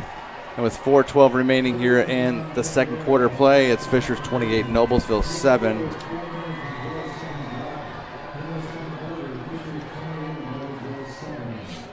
Gaylord Electric, the highest performing national contractor of excellence since 1984. Gaylord Electric's success continues to be built upon the cornerstone of reliable resources, reliable outcomes, reliable insights, fueled by our genuine care for people. Gaylord Electric, along with Chuck Goodrich, President and CEO, are proud sponsors of Hamilton County Sports. An update from Greyhound Stadium as Carmel hosting Detroit Martin Luther King. Carmel up 15-0, 3:30 left until halftime there. They just blocked a punt a few minutes ago for a touchdown. It was recovered in the end zone. How about that? It's pretty good. Carmel looked like they were struggling this year. That'd be a big win for them. Yep, they were the King was the, I believe, the state champs last year in No kidding. Class 6. Division, well, guys, Division 3. Looking ahead, next week's rivalry week. Yeah. Around the area, so. So the Mudsock game too. Mudsock game. The Millers play at Westfield. Brownsburg Avon at Avon, and Zionsville visits Franklin Central in the Hoosier Crossroads. Oh, that is big. Another score update: Cubs and Reds tied at 1 in the fourth for you Cub fans out there. That's the second game today. Yeah, Cubs won early. 6-2. This one a high booming kick. Schaffner at the 2. Comes up the middle, looking to go right, and breaks the tackle, breaks another tackle, and up out of bounds, actually down around the 30. And the Millers with 4:04 left here first half. If you're the Millers, you're not in panic mode, but you're getting close because Fishers will get the ball to start the second half. So at this point, if I'm the Millers, I'm probably looking to score and as much as I can, and even if I do or don't, I might be kicking onside to start that second half because I don't know that we've shown that we can even come close to stopping Fisher's offense tonight. And not even slowing down. No, I don't know if they've even had a third down. If they had penalties and an incomplete pass. Noblesville comes out with trips to the left. Jacob Baker empty in the backfield. It's going to be that quarterback run again. And trying to find room, and he does. 35, 40. Down to about the up to about the 43-yard line. Good solid 13-yard pickup by Baker. Nice run, nice kick out block there by 56 Michael Bennett. Baker turns the corner, looks big hit by Fisher safety there. He can take it. He's tough. Clock rolling, 3:50. Number 3, Thimbalumbu comes up and puts a pretty good pop on him. Bake jumps right up. Schaffner, actually goalie here to the near side. Twins up Brewer to the top. And Schaffner up top. Baker back to pass, and there's screen. Yep, Schaffner on screen. He's got 50, numbers. 40, 30, 20, 15, 10, 5. Touchdown, Logan Schaffner from 58 yards out. He is shiftier than shift. Very nicely set up screen. Baker did a great job holding that ball as long as he could. Yeah, because he got hit pretty good. Yeah. He is hard to get a hold of out there. That's a big, big play for the Millers. The problem is they may have left too much time on the clock. Yeah, that's true, too. You know, the one thing about that, that helped Baker in his passing tonight, too. That little screen pass there. Oh, you talking about? He threw that 45 yards on the money. It makes up for the one Logan dropped first drive. That's what he'll tell him. Yeah. The big thing in the upper two levels they talk about is yards after the catch. Just most of that was yep. That's going to be on Fisher. That's on. Yep. Fisher, Coach Sharp, every time he sees that, he goes right with the offense. Oh, yeah. 2 for the price of 1 here. And why not? I mean, not only because you're down 2 scores, but if you're that much closer, you can bowl that carry into the end zone. They bring Schaffner, Gully, and a couple beasts back up front. Be curious to see if Fishers does anything different at this goal line. They've definitely got their linebackers on the heels of the guards. I'd throw a screen out the left side, fake the dive. I think you got to run power left here with that alignment that I'm seeing there. You're the coach, I'm not. Back. Yeah, they run power left. Bellin got it. That's the call. Gabe Bellin with a 2-point conversion to make it Fishers 28, Noblesville 15. 3:24 left here until half. That was the weak spot. That's the gap that was uncovered. I don't know if that was an option call or what, but Millers definitely picked the right place. And that's what we pay Bellum the big money for to do that, right? Big Gabe Bellum. You got it. Community Health Network's walk-in clinic for sports injuries is open Monday through Friday from 8 to 10 a.m. Sports medicine and orthopedic physicians are on site to treat everything from sprains and strains to fractures and joint injuries. Visit ecommunity.com/sports for more information. Yeah, it seemed like that energized and hopefully energizes the defensive side of the ball, but that got Noblesville's juices flowing there on offense. Not as long of a drive. It didn't have to be. No. But there's a lot of time, like you said, still. Yeah, and I mean, if you're Funk, Coach Funk's thinking, all right, well, I mean, that wasn't what we wanted, but we got 3.5 minutes, and we get the ball to start the second half. They still have a chance to put a little space here. Now, as I mentioned, if I'm the head coach, which I would be an awful varsity head coach, let's clarify that, I would probably kick onside here. It's just where you don't know that you can stop them. The bad part is if you don't recover, they do have a shorter field of 3 minutes, so maybe this isn't the spot for it, but I'd have to at least consider it. I'd have to at least be thinking about that. You certainly don't want to kick the mark. No, and you know, Letourneau's been kicking a lot of touchbacks. He might be a little limp tonight, or the air's a little thick, or something's going on. This one's shorter. He just pooched that one. He's going to fair catch that. That's the 20. That's a favor for us. 22-yard line, yeah. It's a favor for the Millers. But, you know, that's probably what they're coached to do. Cyrus, I'm guessing, is a pretty smart kid, and he's probably told, hey, if they pooch one here, just call a fair catch. Do what you do, catch the football. As much as Cyrus probably wanted to run that ball. I'm sure, but, man, that's a kid that's following orders. Yeah, yep. If you don't, he's being a good soldier, right? If you don't, you're not playing. Well, I'm sure that's the deal. That's probably what he's told to do, and he did it. First and 10 for Fishers at their own 22 to start this drive. 3:24 left until halftime. Big series here. Big series. Fishers is looking to try to put some distance in between the Millers and themselves.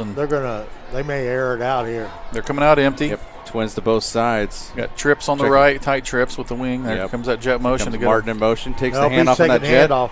And 40, almost had in the back. 45 took a good angle there. Yep, and not too much of a gain. Face mask. That's probably the 15-yard variety. Yep. Kenyon. I don't know if he peeled that helmet off.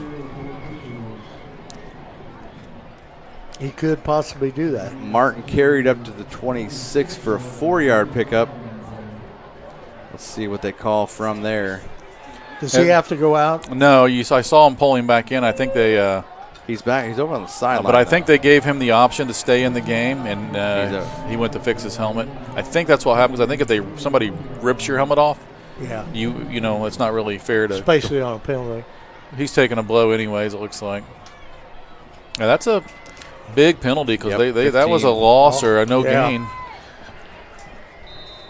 So he picked up 4, did Martin, and then the penalty goes 15 yards from the 26 to the 41. Miller's in a 2-safety look here, definitely looking to keep everything in front of him. Just up the middle, across midfield. The pass is completed to John Anthony Hall. 19 yards, and he's racking up the yards. Fisher's receivers, again, that's the number 2 receiver. He releases, and again, we're just not getting a bump on him at all, and we're not getting underneath it. If you just give him that clean, free release, Gavin Kenyon's out there. He's got to bump him off his route a little bit. And he missed him, and then by the time he turned, he was too late to get inside. It's a tough play to make. Gorak keeps this one himself, and probably not the best idea as he's met up front by 55 of the Millers. That is Wilhelm. Indy Wilhelm. Indy refused to be blocked right there. That was a heck of a play. He went right through that gap. He did. He's tough. That's you don't want Gorak. If I'm Fishers, I don't want Gorak taking any contact right now. That kid's he's special. He needs to stay clean. Millers are just rushing 3 here. Gorak back to pass again. Pass completed. Yep. Just such a big cushion out there. Cyrus. When you're bringing 3, you got 2 safeties over the top. You need to tighten that down a little bit. You can't just give up 7-8 yards underneath. They're going quick here. Just going to try to get the first down on the quarterback sneak. Yep, he followed that. now they got themselves set up pretty good with 10 left to go in the game. I mean, in the half here. Fisher's a very well-coached football team. Yes. Yep. Coach Funk's done a good job in this is his 4th season. Is it really? Yeah. Coach Wimmer's been gone 4 years. Yep. Yeah. Holy cow.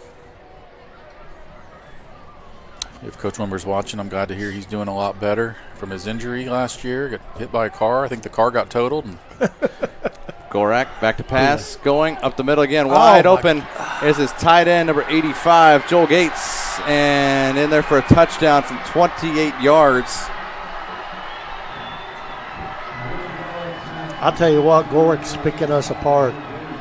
the tight end just runs up the seam, gets a little bit of a bump from the inside backer, but just finds the window, and he's a big dude. Yeah. He's a load. 85 Joel Gates, 6'3", 223 senior. With a head of steam, man, he could mow you down. 34-15, 1:43 left, first half, and Tangera coming on for the point after, and this one's up and good. Makes it 35-15. Well, that's 5 fairly easy touchdowns for Fishers in this first half. Yeah, and so far no sign of Noblesville being able to stop or even slow up that offense. Those drives are just, I mean, if it's not Martin, it's a lot of Gorak passing and finding every receiver possible. Yeah, the Millers have really struggled defensively, honestly, since 2018, to be honest with you. That was the last time that they put together a defense that could keep them in games, and it's frustrating. It's frustrating for Miller fans, and it's frustrating for the coaching staff, and you're trying to put things together and figure things out, and I don't know. But, but Fishers has put up a lot of points on people, and I'm kind of seeing why. They are an offensive machine with good athletes, good quarterback, good offensive line, excellent coached. I mean, they're going to be a problem this year for anyone. Well, like you've got like Southeastern going to semi-state last year, Westfield with the different trips to state that they've had, Brownsburg with playoff runs they've had. Fishers has been kind of hiding in the back, and now they're up at the forefront. Yeah, the HCC is some kind of conference. When you think about that, you think about Homestead, who's probably going to go 7-2, yeah, 6-3. They come down here, and Noblesville just puts it on them, and Fishers just runs through North Central and Pike, and I know that maybe those teams aren't where they are at sometimes, but they put it on them, and it's going to be an interesting season because that game next week is going to be really something because HSC's for real and Fishers is for real. Return by the Millers, Cole Schott. He's taken down by number 39, Jake Pruitt. He's been in on most special teams tackles. Yeah, I mean, you got this week. Southeastern's number 3, Fishers 6, Noblesville 10, and the AP poll. Franklin Central's 10 in the coaches poll. Brownsburg 4, Westfield 5. Yeah.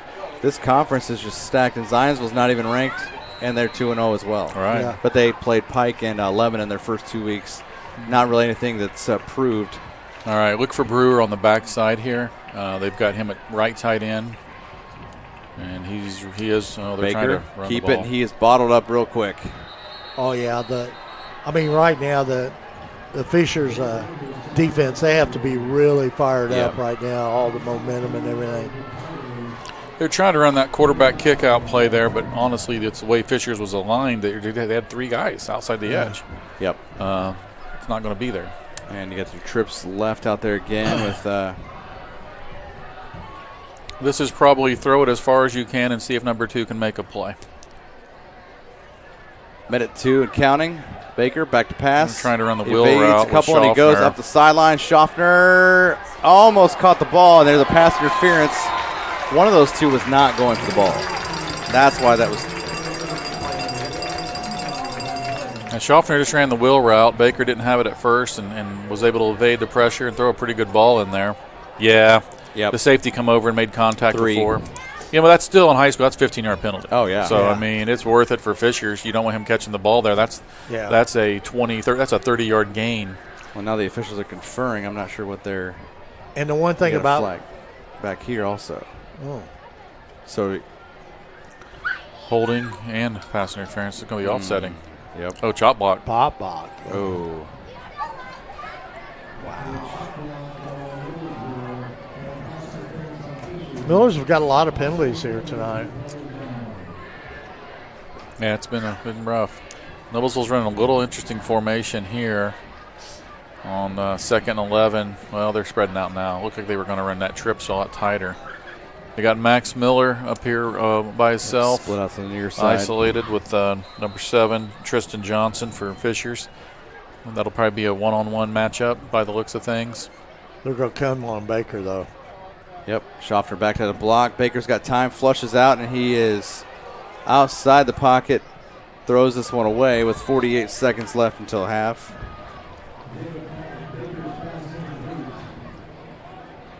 Guys, the one thing about it is by us being down 35-15, we have to get out of our game, and passing is not our game. Well, I got to be honest with you here. If you're Noblesville, you got to run the ball. I mean, there's Fishers doesn't have any timeouts. Meat and potatoes. Yeah, you've got to let this clock run down a little bit. You don't want to give them the ball back with 40 seconds or more. And Baker keeps that one. Okay, you're gonna. Boy, it's just about the game clock and play clock are really close to in sync. There's about a 1.5 to 2 second difference. Yep. Probably go ahead and run a play here. Probably just go ahead and run a play right before the snap or get a Noblesville's timeout. They might take a timeout with 1 second and then go ahead and run something. Yeah, because they're take a knee. They're right with. What you don't want is Fishers to have another chance to snap the football. Absolutely. And Fishers gets the ball to start the second half, so this is not where you want to be if you're a Miller, but if you're a Tiger, you're feeling pretty good about this one. Absolutely. And Noblesville does call one with 1 second on the clock exactly. Let's see what Coach Sharp and company can if they can pull something out of their sleeve to put a third score on. Want me to do this, Reed? We can do that. I got it. Hey, since the establishment of Church Hill in Antrim in 1880, our neighbors, community leaders, businesses, and school districts have placed their trust in us to solve their most challenging legal issues. We have a rich history of helping our clients when they need it most. Give us a call at 317-773-2190 or simply visit their website at www.cchalaw.com. He didn't even need his reading glasses for that. No, he didn't. He didn't even put his glasses on. Good job here. Sean heading downstairs for the Grinders to walk out with his team. As they are all plenty down there in that north end, beyond the north end zone. He may have. It looks like the Miller's going to take a knee here to end the first half, and that puts our score at halftime. It's Fishers 35, Noblesville 15. We'll take a break and come right back a little bit later for third quarter action. You're watching Hamilton County Sports here on Hamilton County TV, presented by Logan Street Signs and Banners on Hamilton County TV.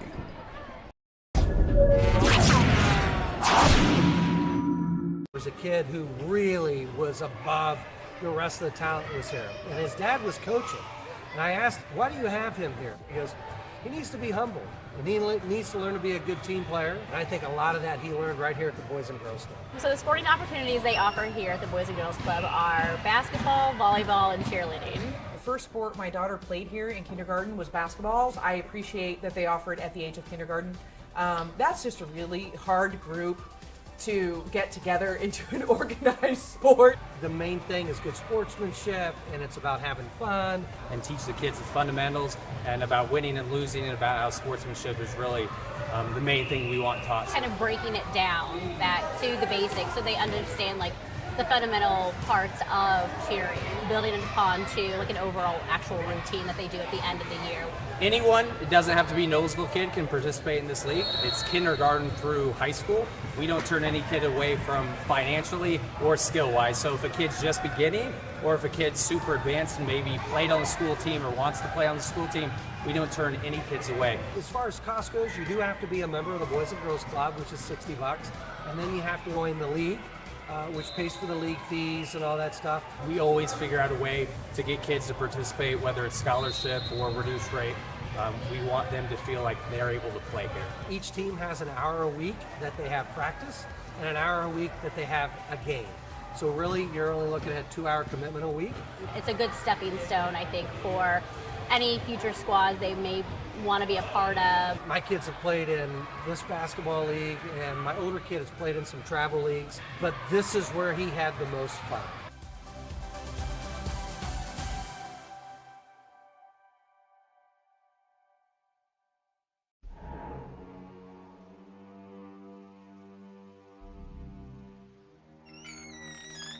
Can I help you? Yeah, I'm looking for Logan Street signs and banners. You found us. But this ain't Logan Street. This is South 10th. We moved 22 years ago. Well, how come you didn't change the name? That would have just confused people. Well, actually, South 10th is Allisonville, if you're from Fishers.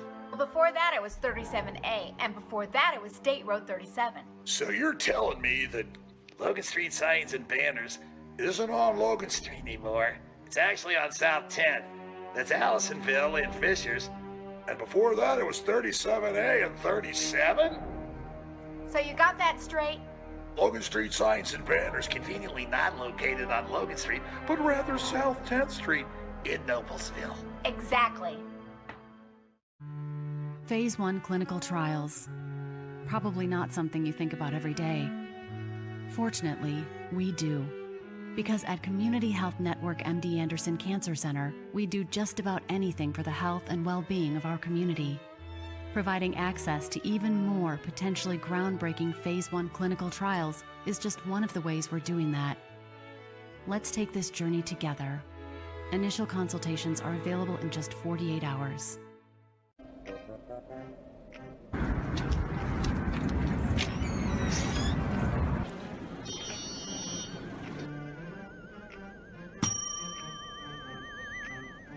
Can I help you?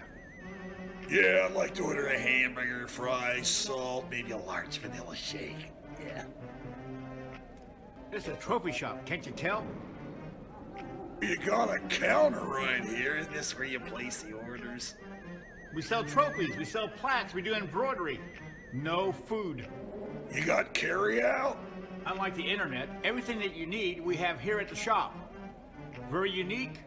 You order today, carry out tonight. That's our version of carry out. All right, I'll take one of everything. Well, that may take a little longer. We'll have it for you tomorrow night. You know, Jim, I'll be back tomorrow to pick it all up. We'll wait for you. Don't wait long. If you've ever watched a loved one being treated for cancer, you know the feeling. There's nothing you wouldn't do to make them well. At Community Health Network MD Anderson Cancer Center, we get it. That's why we bring a multidisciplinary approach to care teams. We've got a lot of people who know how to treat your specific type of cancer. There's no reason they shouldn't all be working together, and one really good reason why they should. Initial consultations are available in just 48 hours. This is where champions play. This is where youth champions play.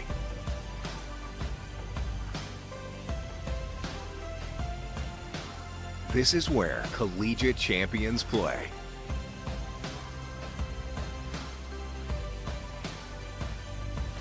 This is where Olympic and pro champions play.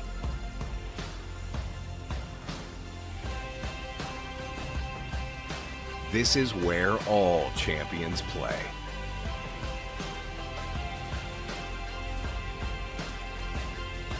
In Hamilton County, Indiana.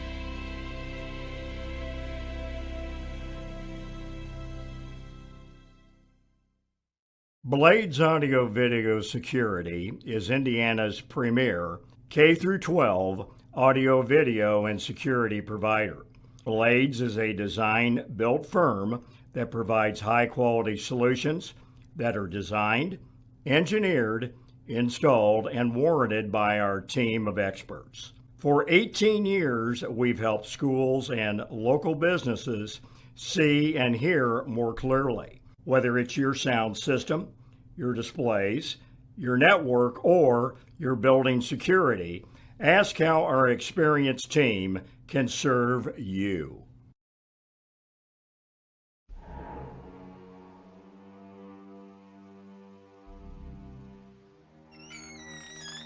Can I help you? Yeah, I'm looking for Logan Street signs and banners. You found us. But this ain't Logan Street. This is South 10th. We moved 22 years ago. Well, how come you didn't change the name? That would have just confused people. Well, actually, South 10th is Allisonville. If you're from Fishers. Well, before that it was 37A, and before that it was State Road 37. So you're telling me that Logan Street signs and banners isn't on Logan Street anymore? It's actually on South 10th. That's Allisonville and Fishers. And before that it was 37A and 37? So you got that straight? Logan Street signs and banners conveniently not located on Logan Street, but rather South 10th Street in Noblesville. Exactly.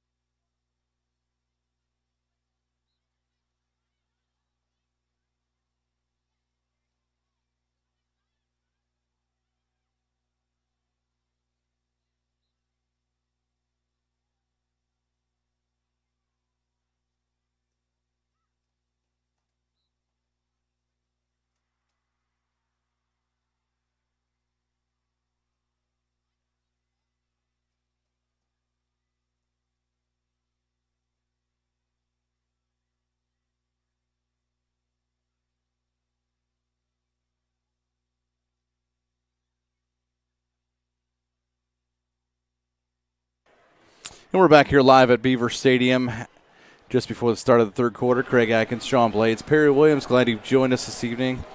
35-15 is the count. Fishers up on Noblesville. And Fishers just an offensive display in the first half. They're 5 drives, 5 scores at 32 plays for 344 yards, 18 first downs, 7 rushing, 10 passing. And, total 14 rushes, 131 yards. And unofficially, 15 of 18 for 213 for Gorak through the air. Get this, 5 of 5 on third down conversions, 2 of 2 in the red zone. 2 of 2 in the red zone means they had 3 touchdowns outside the red zone. Yeah. McPeak was 71 yards, John Anthony Hall 77. And obviously Joel Gates with that big 28-yarder for a touchdown. Cyrus 3 catches for 37. So they are running on all cylinders are clicking. Couple scores here at the half. Hamilton Southeastern 28-0 over Avon. Sheridan 14, Tri-Central 0. Greenfield Central 35-28 over Mount Vernon. Greenfield's up this year a little bit. I noticed that. So far, guys, we haven't seen anything except an early score on the Westfield Zionsville game, because that's Noblesville's next 2 opponents is. And no updates since then, but it was late first quarter. Heights was up 8-0 on Lafayette Central Catholic. That would be a big one for Heights to go to 3-0 as well, but no updates in about 45 minutes on that game. Carmel's up 22-0 on Detroit King at halftime at Greyhound Stadium after they lost 55-28 to Christian Brothers out of the St. Louis area in Missouri. Miller set the kickoff here in the third quarter. And well, Craig, put on your coaching hat. You're down 20, haven't stopped them yet. Do you give them the ball here, or do you try something? Fishers is expecting them to try something because Fishers has 7 guys within they've got 7 yards. They've got 7 inside the 40 and 50. I mean, at this point, you're down 3 touchdowns. I honestly think you do try something because Fishers is not going away from what's worked all game long on those 5 drives that they've scored touchdowns. I think you honestly try something, and maybe something Letourneau does here that Fishers may not have seen. If you can perfect that onside kick or just kind of dribble it. It's tough. I mean, it's a slim chance to get it. I was yelling at Millers to do this last year in the sectional game against Westfield, and honestly, Coach Jake finally pulled the trigger and he did it. And, it turned that game around. Said, hey, if you're not going to do it, I will. So from his 40, Letourneau. Like we said, they've got 7 inside the 50 and 40. What a beautiful night. It's been great weather. Here's a score. Eagles field goal, and it makes it 20-14 Rocks with 9:13 left to play in the third. So the Eagles had 11. That's interesting. They might have went for 2 earlier. 20-14 Westfield in the lead. I'm going to go on a limb this year, and Westfield's always Westfield, but I'm going to say that Fishers, HSC, Brownsburg are going to be the teams to beat. Franklin Central, speaking of, up on Brownsburg at halftime, 14-7, and like I said, Franklin Central team to beat. Hey, I'll tell you, Coach West has done a great job down there, Franklin Central, and what, Sean? This is his 3rd year, maybe. Something like that. 3rd or 4th. 3rd. I think it's the 3rd. I think it's 3rd year. Letourneau got into that one a little bit and put it out of the end zone. He had the wind with him. Maybe that was the problem in the first half, that little bit of a south wind. Miller's defense setting up. Tigers are taking over the 20-yard line. I'm sure they're feeling pretty confident, pretty good about themselves, and we'll see what they come out and do. Yeah, and Noblesville defense, they're hoping for a turnover, but Fisher's offense has played flawless tonight. Starting out empty. We got trips left. Tight trips left, twins right. So it's going to be a quarterback run or just a quick release. There's the jet motion with Martin. Jets it, and Gorak will roll out right and looking finds McPeak up to about the 33-yard line where he'll pick up 13.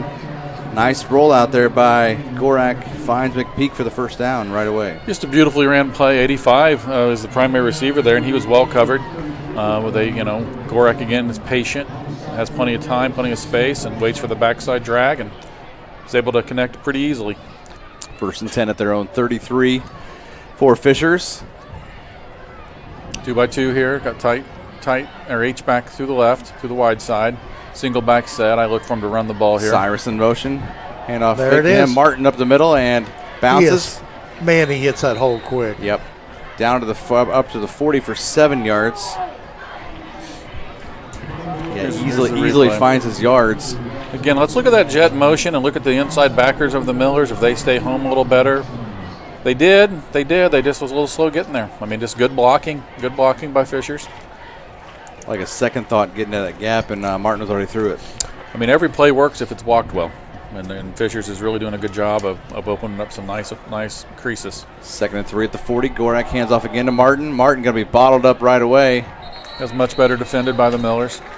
Got 37, Jaden Gruber in there, leading the attack. Big 3rd down play. Give him no gain. I think this is very, very important on this series that the Millers stop the Tigers for the first time tonight. I think that the Tigers are going to look and see if they're getting that cushion outside, which the Millers have tightened down a little. Up top here, they're still giving a pretty good cushion on the near side toward us. They're going to continue to Gorak, slant on the pattern, and going to be just beyond. They got the first down. Up to the 42. Actually took that 45. Just a quick little slant route to number 81. John Anthony Hall makes a nice catch. Good route, good hands, good throw.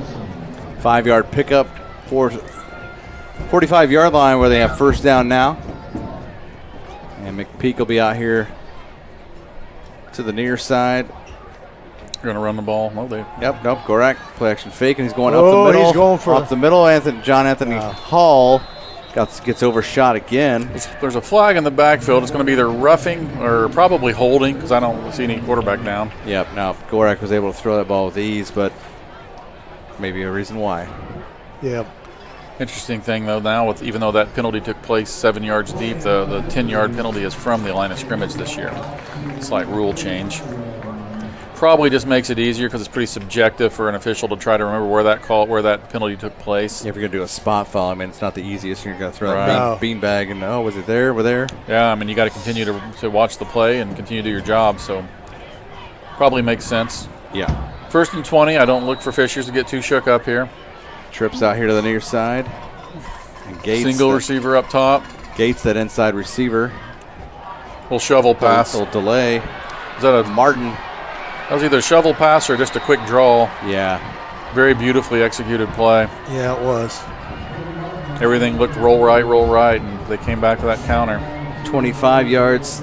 Longest carry, actually. Here it is. Let's look at this. Let's look at this right here. Yep. Yeah. Just the inside. Miller just fell asleep on the backside. We had guys there, and they kind of gave up on the play. Very well executed play. Beautiful play. You know, at this point, some of that defense has to be gassed, but they've got to keep going. Yeah, false start. But even getting behind schedule for Fishers at 1st and 15, 1st and 20 doesn't phase them. Hasn't really been a problem. We'll make it 1st and 15 back at the 45. I tell you, I like Coach Funk's offense. Got a good offensive mind and very creative.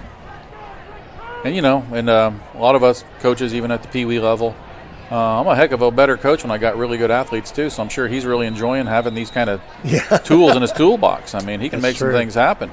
So far in 10 quarters, 119-15, they've outscored their opponents.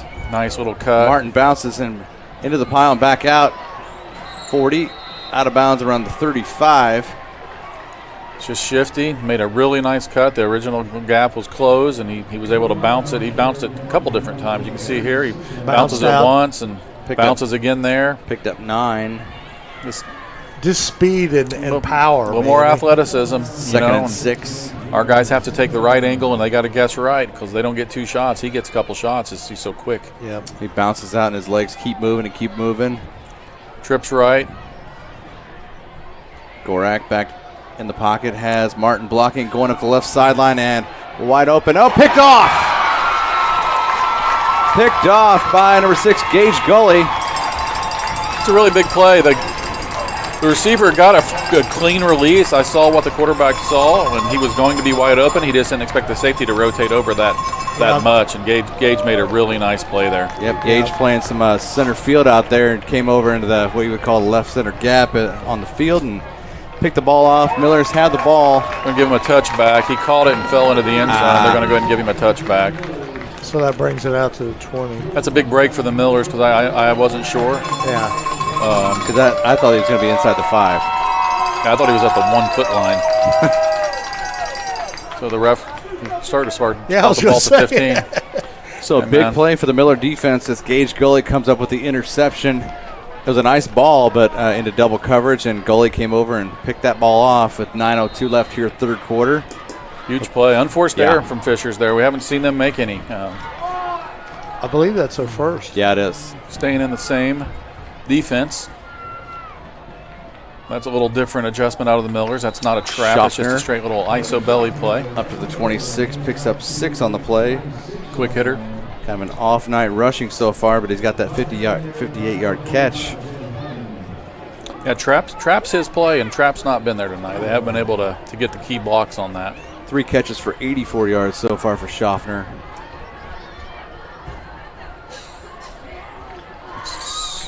Gully this time breaks it outside and finds a little room. It's an interesting play there. I think that's what they call the wrong play, where they pull the guards one way and run out the other side. Just to try to get those, because those inside backers tend to read the guards. So if you pull the guards opposite, then the inside backers take themselves out of the play, and they're trying to get the edge. That worked earlier when they ran it. Sweeney on the tackle for Fishers there. Brings up a 3rd down and 3 at their own 27. Baker under center, and this one goes to nothing there. Nothing there, and it's going to be a 4th and about a 2. That's what you call for Fishers a host of Fishers Tigers on the tackle. Generously, Bellin got 1 yard.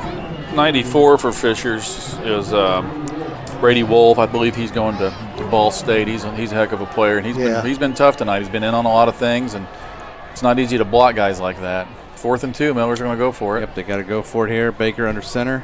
And jump past the Brewer. 1st down, Millers. Creative little play there. High risk, high reward. 6 yards on the catch. That's the old Drew Page play. Yeah. I feel pretty good about throwing it to number 2. Yeah. Just the fake power left and then just a quick pass. That's really excellent done by Baker and by Brewer. It's tough to defend something like that. Big play for the Millers. Try to keep this drive going.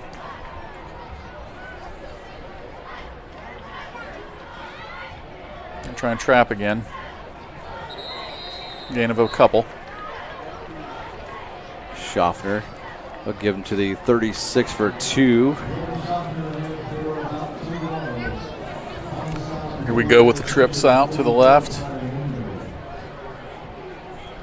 Formation in, waiting on the play call. Fishers is sort of manning this up, although I don't think they technically are. I think the safeties come over the top. They're zoning this back here. And you can still see on the top side there, they got them outnumbered. So Brewer is covered up pretty heavily on the backside. Baker keeps himself this time. Gets up to close to the 38. I think Sharp's seeing that we should have had on a hat there and be able to get something there, but you got to execute 3 blocks, and easier said than done. Brings up a 3rd down and 6 at their own 38. Midway point of the 3rd quarter.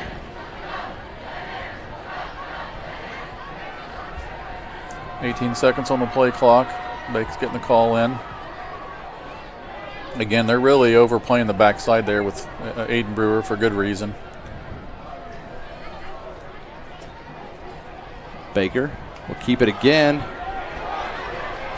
And actually, the pile moves him up to the 41. Picked up 3, going to be a 4th down and 2. The natives are getting restless up here, yelling from the stands. What play they would run.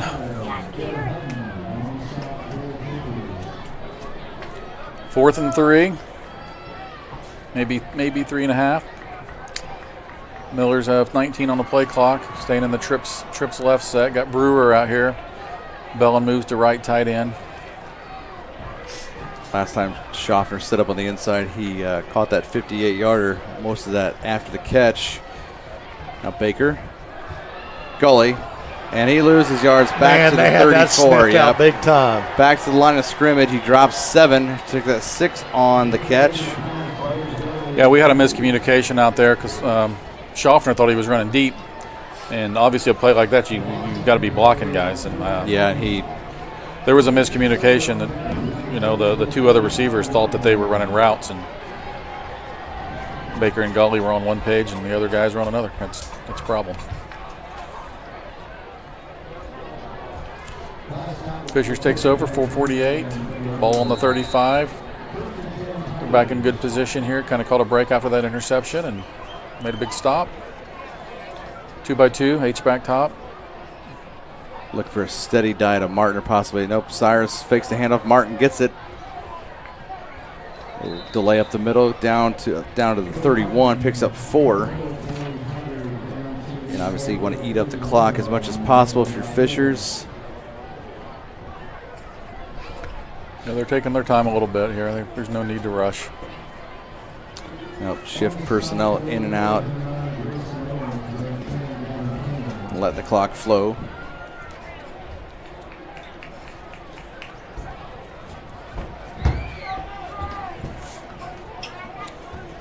Fishers has tight wing right this time. 2 wide receivers to the left. Might be running off tackle. Correct. Don't throw the ball. Really taking advantage. Cyrus, and Cyrus inside the 20 down to about the 15. Picks up 16. If you get a replay, I don't know if we're getting one here. That's just, Here it is. The number 2 receiver, there's no one inside of him. I think it's a misalignment coverage. There's no one within 10 yards of him. So Fishers sees a misalignment, sees a mistake, and it capitalizes immediately. 1st and 15 now, or 1st and 10 at the 15. Twins here to the near. Double tight end look. Martin on the handoff. Just off tackle to the right and inside the 10-yard line down to the 7. Picks up 8. Really good run, good cutback. Millers are really overcommitting on that weak side and shooting in, and Martin's too good of a running back to take those kind of chances. You got to have your gap integrity and do your job. And you start taking chances against guys with his vision and his burst, you're going to pay for it. And he does have that look of a Mac back. He's legit. Martin up the middle. Now he gets down to the 4. It's going to be a 1st down, right? Yep.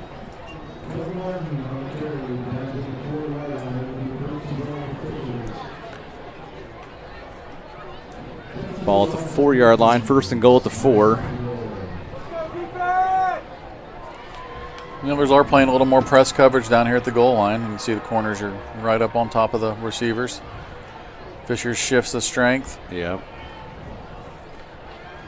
And Martin runs right behind it. Easily across the goal line, and Martin. Yep. Nobody touched him. With his 3rd touchdown. You can see when they shifted the strength, I don't know if the Millers didn't align. They didn't move much of anybody. They didn't bump out anyone. They just had so many numbers over there that it wasn't much there. We just needed one block. Number 28 for Fishers there made a really nice block on the to spring him on that ISO play. You got number 28 on the roster. He deserves a little credit there. Tangera on the PAT attempt, and this one's foiled. Gonna have to run. And that was number 6, I believe. I believe it's Sakai Bogle. Had to run, and the point after is no good. Ruckles.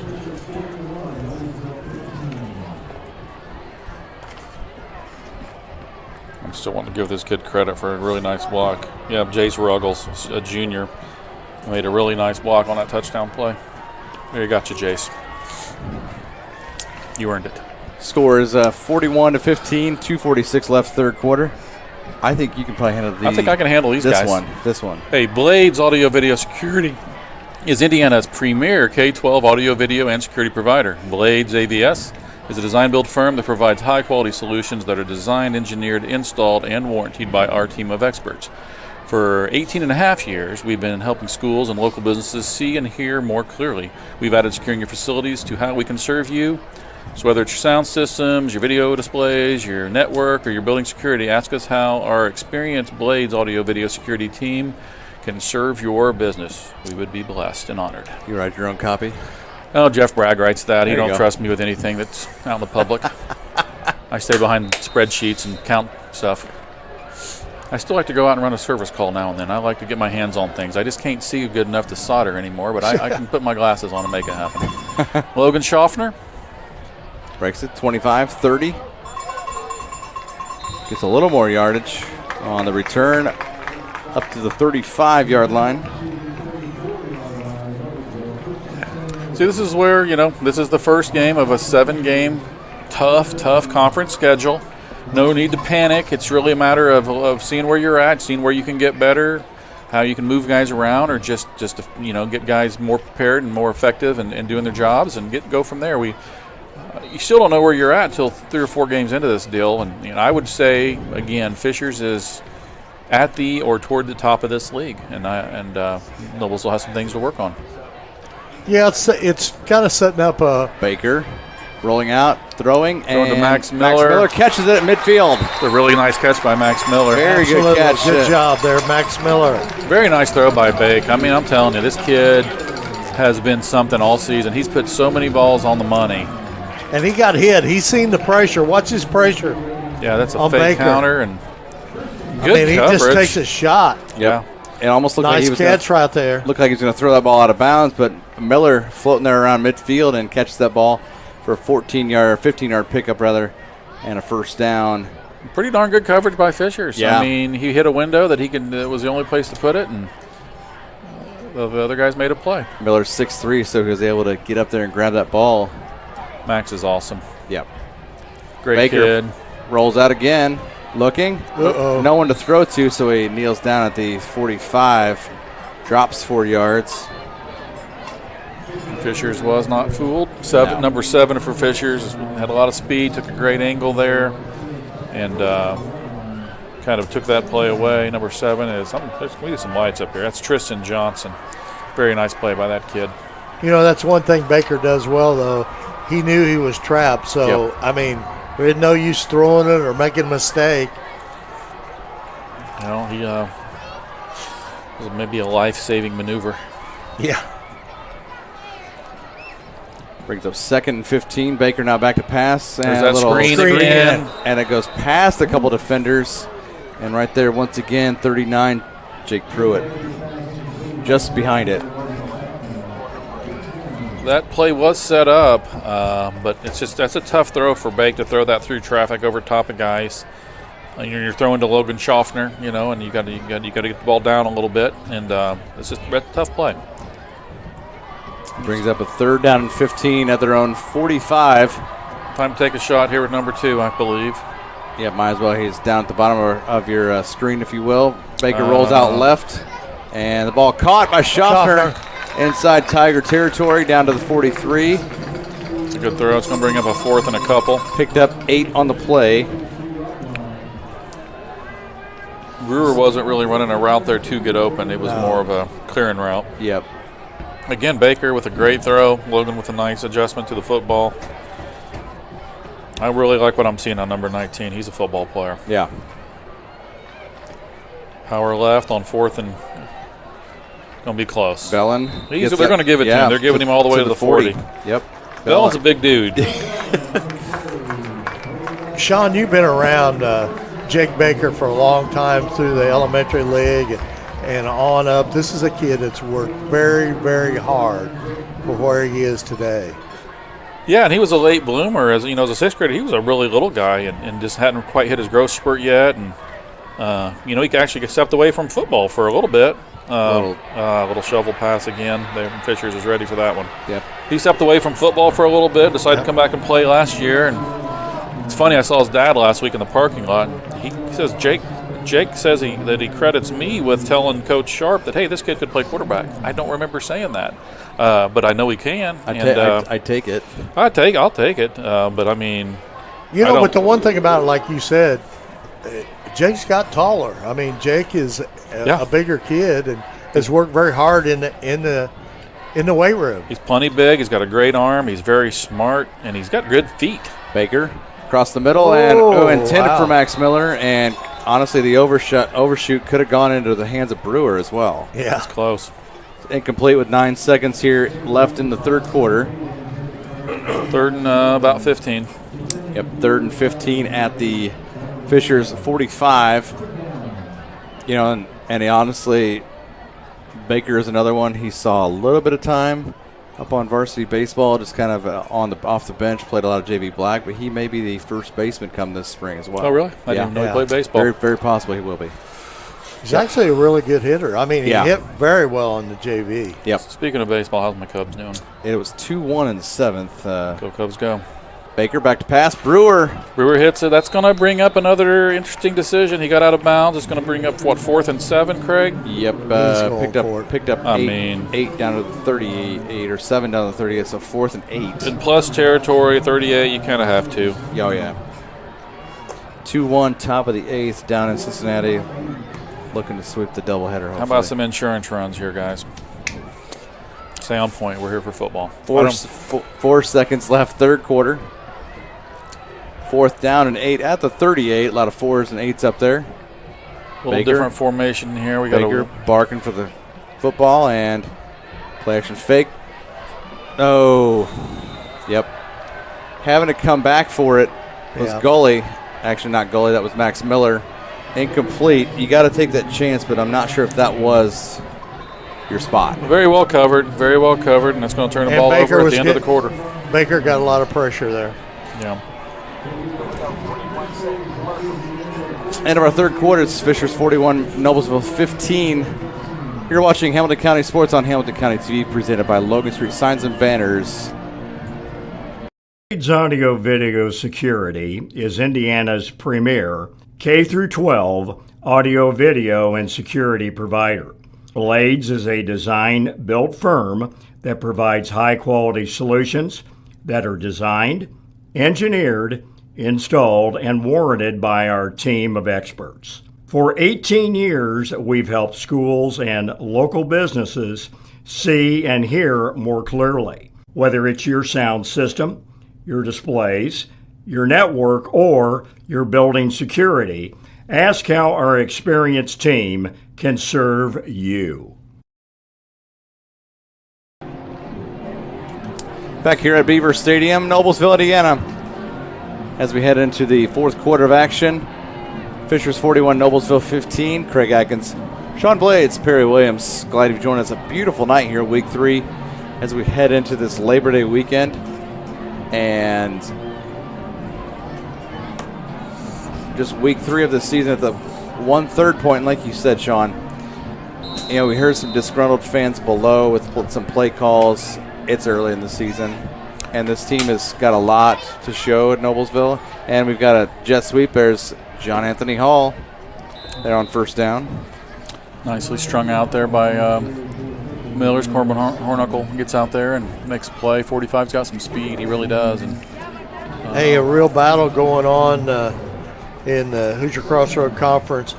Brownsburg 21, Franklin Central 21 in the third quarter. I'm telling you, Franklin Central, like you said, Jason West, this is his 3rd season. He's got some athletes there. Again, this number 2 receiver up here has nobody close to him. But Gorak completes this one to Hall. Picks up 7 up to the, actually 8 up to the 49. And another Fishers first down.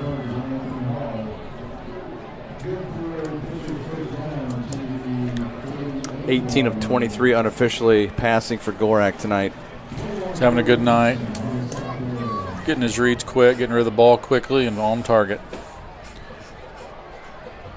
You know, Gorak played defense last year. He was not the quarterback at Fisher, so this is his first year in that position. A new little running back in there, number is that 15?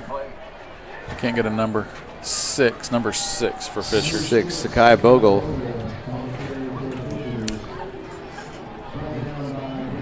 Picks up 5 on the carry. I love these opportunities here when you can get your next guys in, but not with like all the next guys at the same time. You've still got some good linemen in there, good receivers. Get a good look at a kid, see what he can do with good players around him. Bogle, their second leading rusher. 11 carries, 73 yards before tonight. 3 touchdowns. That's Cyrus on the jet. Jet sweep, picks up a couple. It's going to bring up a third and about 3. Andy Wilhelm and Michael Bennett had been on. I think they were only on for 1 play. Yeah. 3rd down and 4 at the Noblesville 45. Sean, you get a chance here. Let's mention a couple college kids that are ex-Millers and Drew Page and Dylan Ray playing for their respective teams. Again, just a real quick, easy hitch route on the number 1 receiver, getting a 10-yard cushion. Drew Page graduated last year. I started at center for Kent State last night, I understand, in their big opening game. Good job for Drew. What a deal to be starting as a true freshman. And then tomorrow, Ball State is going to go down and play Kentucky, and Big Dylan Ray's now at Kentucky. Really looking good. Watched an interview with him yesterday. He's in the mix. He's probably going to get on the field. He's right in the mix to start. Bogle. If you see Dylan, coached him as a 7th grader, and he was through high school. He was always young. He was a year behind. Big John always said they should have held him back. Carol wouldn't allow it. She was wrong. She was wrong. But Dylan looks like a good man. His interview was phenomenal. The way he spoke and carried himself, and really impressed to see him and see if he gets some SEC reps tomorrow, and I expect him to. Very proud of him. 2nd and 5 yards on the pickup by Bogle. Gorak back to pass once again, and this ball is caught by John Anthony Hall. He's out of bounds at the 22, picks up 10. Just a 2-on-1 out there, and Fisher's they're executing. Making it look too easy. Quick throw. Look, you got 1 defensive player out there. All you need is a block, and that's tough for Cole Richardson to do anything against that. Sean, the one question I have to ask about those 2 guys, are they ex-grinders? Of course they're ex-grinders. Come on, man. They were before my time, though. They weren't coached as well as the current grinders are. I think Tim Blevins had that group, so it's a wonder they can even, play football. Hope Tank's listening. Miss you, Tank. Timeout called by Fishers. Well, shoot. 8:46 left to play. Hamilton County Sports Authority is the county's official sports corporation that works to create positive economic and community impact by attracting, supporting, and developing sporting events, facilities, and clubs for Hamilton County, Indiana. Hamilton County Sports Authority's work includes bid development, financial assistance, event management support, and leadership consultation to grow opportunity in sport for the county and the cities of Fishers, Carmel, Noblesville, and Westfield. You can learn more at hamiltoncountysports.com.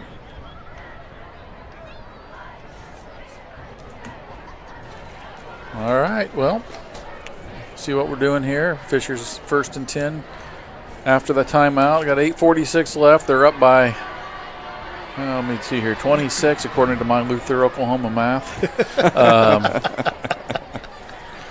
Carry the 4. Add some bell and wire.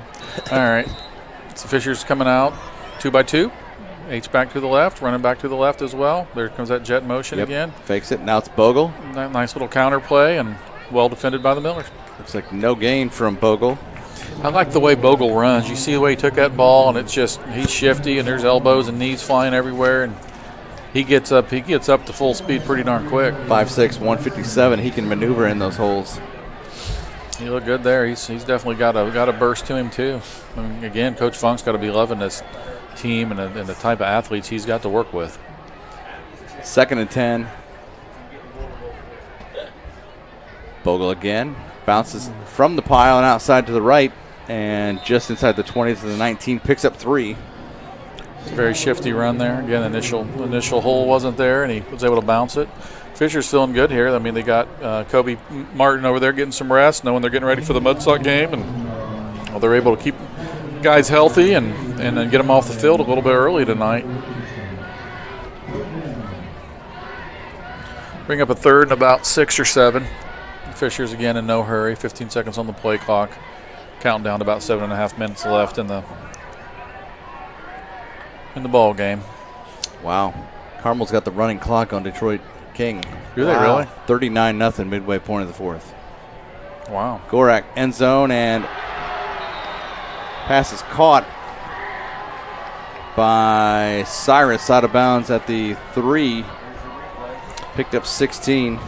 Again, we're probably going to see the number 2 receiver for second guy from the sidelines getting a really big cushion, makes one move, and just a good move and a good timing throw. Hard to defend. Very hard to defend. 16 was there. That's a cool shot. It's a tough play. Tough play. And when an offense is executing like that and getting the ball on timing throws like that, it's tough to defend. 1st and goal at the 3. Bogle up the middle.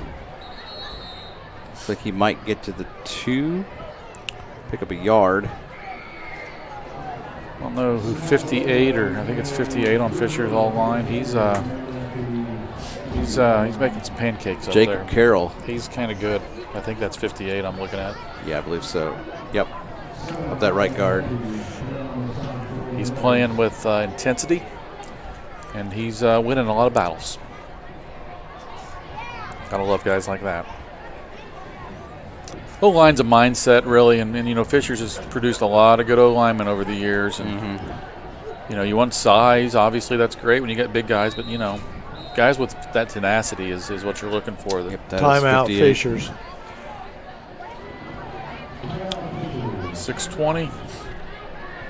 2nd and goal from about the 4. Well, guys, next week we got Noblesville at Westville, like you say. You got the big Mudsock game. The IEFA, or is it the Indiana Elementary Football Association, is taking the weekend off this year, which is the first time.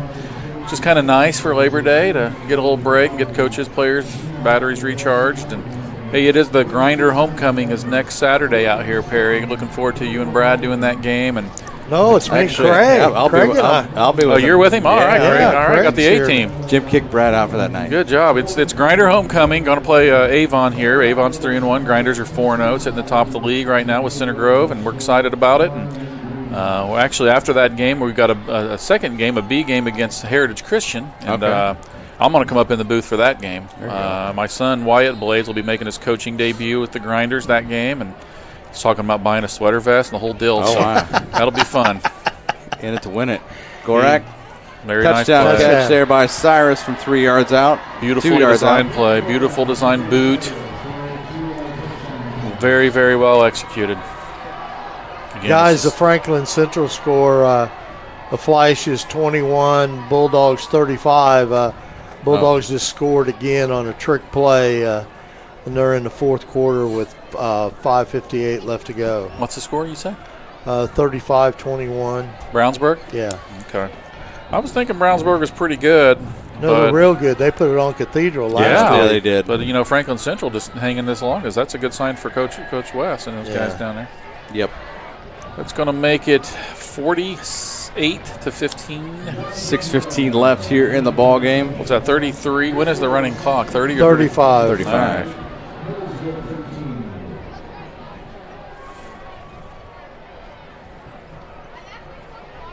Sean, how many IEFA games are still left for the season before the playoffs? Kind of explain that a little bit. Well, this year we have 8 teams. We restructured the league a little bit. We have 8 teams. You have 7 games, which is why we're able to take off Labor Day. So we've finished 4 weeks so far. So we come back with 3 games after Labor Day, then the final games September 23rd. Then we start our playoffs September 30th. We'll have 4 playoff games, and then October 7th will be the semifinals, where the final 4 will be all played at one location. And then the last week is October 14th, where actually all 8 teams will play. We'll have a 7-8 game, a 5-6 game, okay, a 3-4 game, followed by the championship game. Same location? Yeah, all with the same place. And we're hoping to get Hamilton County TV on site for both semifinal weekend and the final championship weekend. So should be a lot of. It's gonna. It might be. It might be in Center Grove. Do you have any pull on that? It might be at Center Grove High School. Yeah. Schaffner from the 2. Yeah, okay, I'll talk to Center Grove and. Up looks. Schaffner's got room. 35, 40, 45, 50. He's gone. 40, 30, 20, 10, 5. Touchdown, Logan Schaffner. 98-yard kickoff return. The kid is absolutely amazing, Sean. He's going to get his yards one way or another. You know, this is where Coach Funk throws some guys in on kickoff and gives them a chance to play. And Schaffner got loose on that one. Yep, definitely got loose. Broke a couple. Could have been tackles. Actually ran over those arms of would-be tackles. And 6:01 left here, 4th quarter. Fishers are struggling to get their 11 guys on the field right now. It's kind of caught off guard there. Second string of they're probably doing some subbing. And yeah. No one knows who's doing what right now because some are done for the game. They do have 11 guys on the field. That's a plus.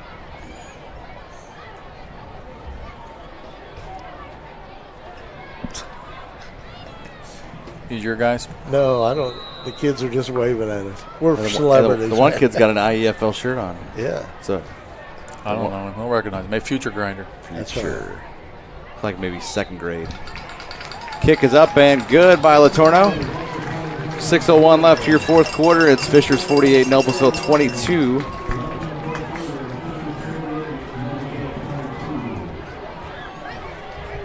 Well, guys, one positive thing offensively, the Millers have scored 22 points tonight, and that's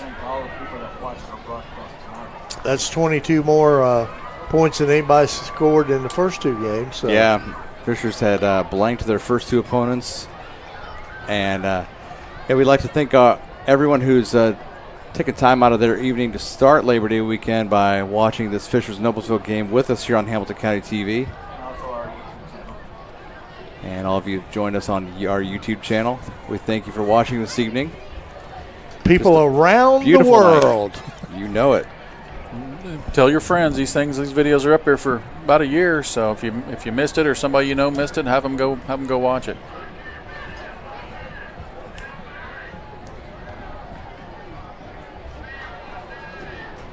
Well, let's see here. 48 minus 22. 26 points. I predict an onside kick. Or do you just say, you know what? I don't think I can recover 4 in a row and just kick it deep.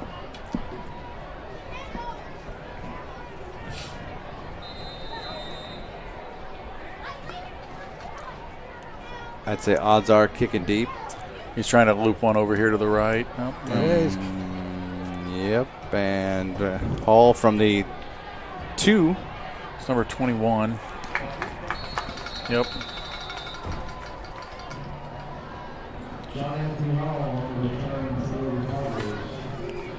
Is that 81? You're right. I can't see. I don't know if I'd have him in there right now. Brand new pair of contacts in today. And good from you nailing it. Nailing it, Craig, like a sniper. I'm going to get these kids out here taunting. The kids out here outside of the us, man. They're waiting for you to come out. They want to play. Don't make me come out of here. 5:55 left here in the 4th quarter. Ronnie Atkins is coming in. Jeff Hastings, wow. Austin Hastings coming out. 47, Big Monty, junior linebacker. Former Grinder guard. 3-tech. New quarterback in there for Fishers is number 10. Wow, that kid put the brakes on. Gage Sturgill. He is shifty. Bogle. Vogel, put the old cartoon brakes on there about halfway through that run. Watch this. Watch this. And right, right there. Wow, 3 Millers ran into one another. We'll stop short. That is not good, but that's going to go on his highlight reel. Oh, yeah. That's the one I'd show, wouldn't you? Yeah, if I tried to stop like that, I'd blow out both my knees. That's something.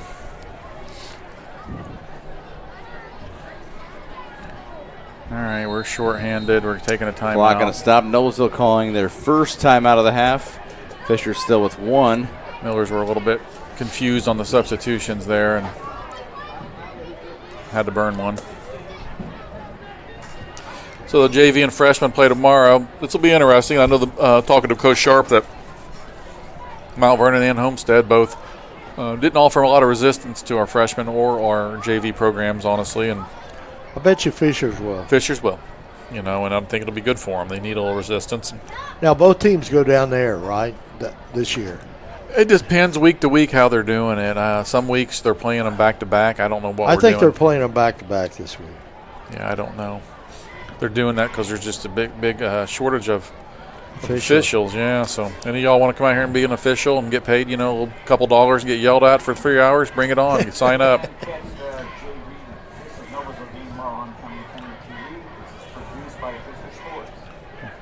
Well, how about that? The JV game tomorrow will be on Hamilton County TV, produced by Fisher Sports. So if you want to catch your JV, grandson, nephew, get on there and check it out. That's JV and freshman, right, Jim? It doesn't say; it just says JV. Oh, okay. Yeah, they're not doing that back to back every week, so I don't know. First and 10 at their own 45 for Fishers. Bogle again. Player in motion was then Coda Fletcher. Gage Sturgill, the sophomore, now the quarterback for the Tigers, number 10. Yeah, it seems like no matter what sport, there's a shortage of officials. There really is. It's tough, and I joke, but it is kind of tough. You got to get yelled at and stuff, and I refereed once, 20-something years ago in the Anderson Sunday School League. I had guys want to meet me in a parking lot and everything over men's church league basketball. They never asked you back, right? I did it a full season. Actually did it to try to help because the league had run out of money, and I'll never do it again. It's tough. Carmel ended up beating Detroit King 39-0. Wow. It's a long road trip back. No kidding. Last I saw, Hamilton Heights was up 15-0 on Lafayette Central Catholic. That's a big win for them. Yeah, I think it's been since 2016 that Heights started out 3-0. Yeah. Wow. Yeah. I'm curious to see. I know Center Grove was playing Louisville Trinity tonight. I'm curious to see how that game's going. Last I saw it was 24-0.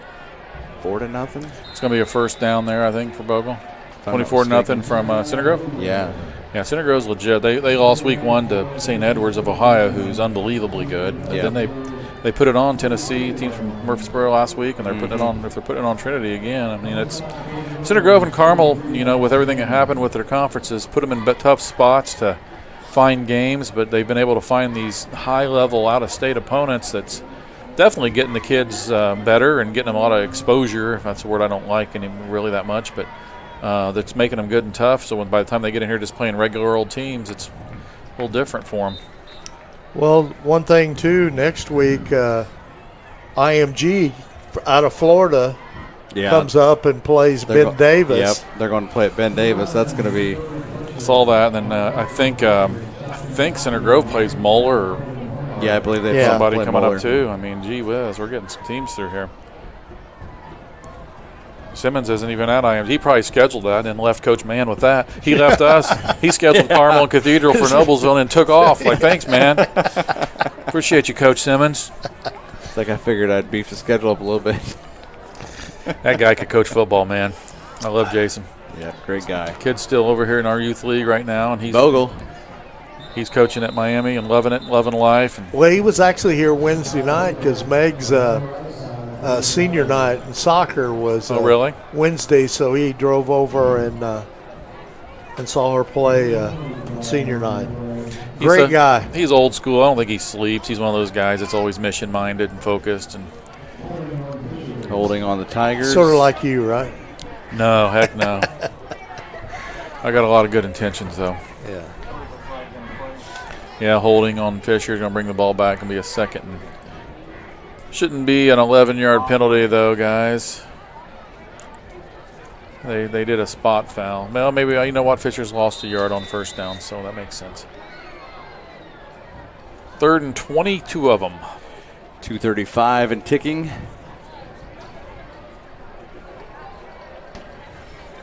Comes the jet motion. Bogle again. It's looking for a crease. I see Monty Atkins in there on that tackle. And he just runs into that hole and it's like with reckless abandonment to see where he can get. Quick. Very quick. Quick physical. Who's 84 for Noblesville? He was on that. 84, Gideon Springer. Gideon Springer. 6'3" senior. Got in on that play a little bit. Approach the 2-minute mark here of the fourth quarter.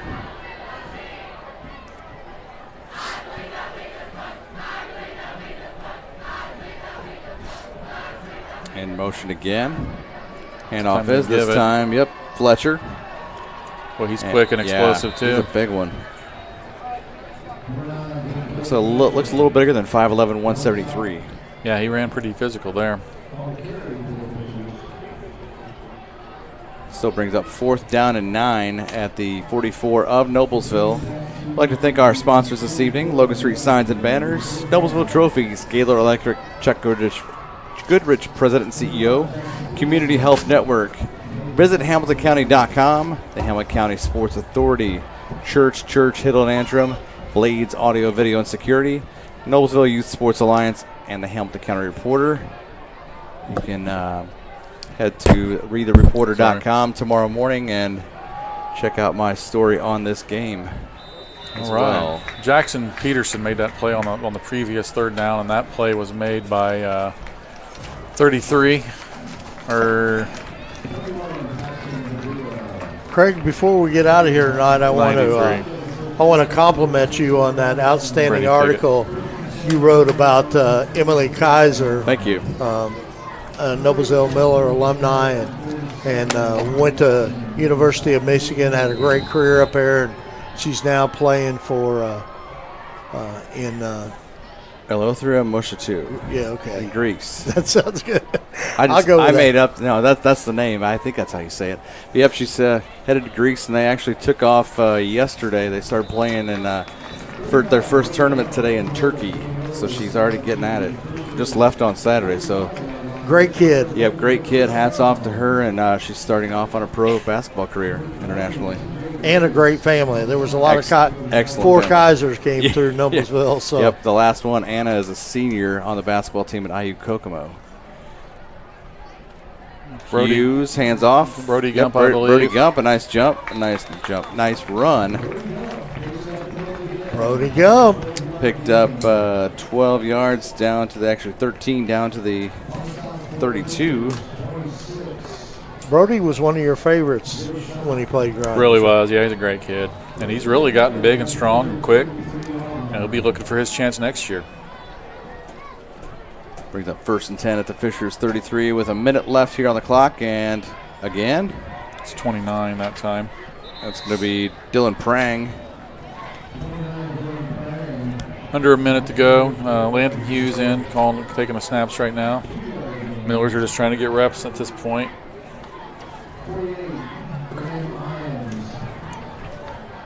Kind of pick things up and regroup for Westfield on the road next week for the Midland Trace Trophy. Soft tackle right play there. Number 20. Be Luke Heil. Luke Heil. Sean, as a coach, you just regroup. I mean, this was still early in the season. You just. What are your options? You don't give up. You just you watch a lot of film. You make adjustments. You try to get better and prepare for Westfield. You chalk it up that Fishers is pretty good, and you gotta fix some things. That's a ball game, folks.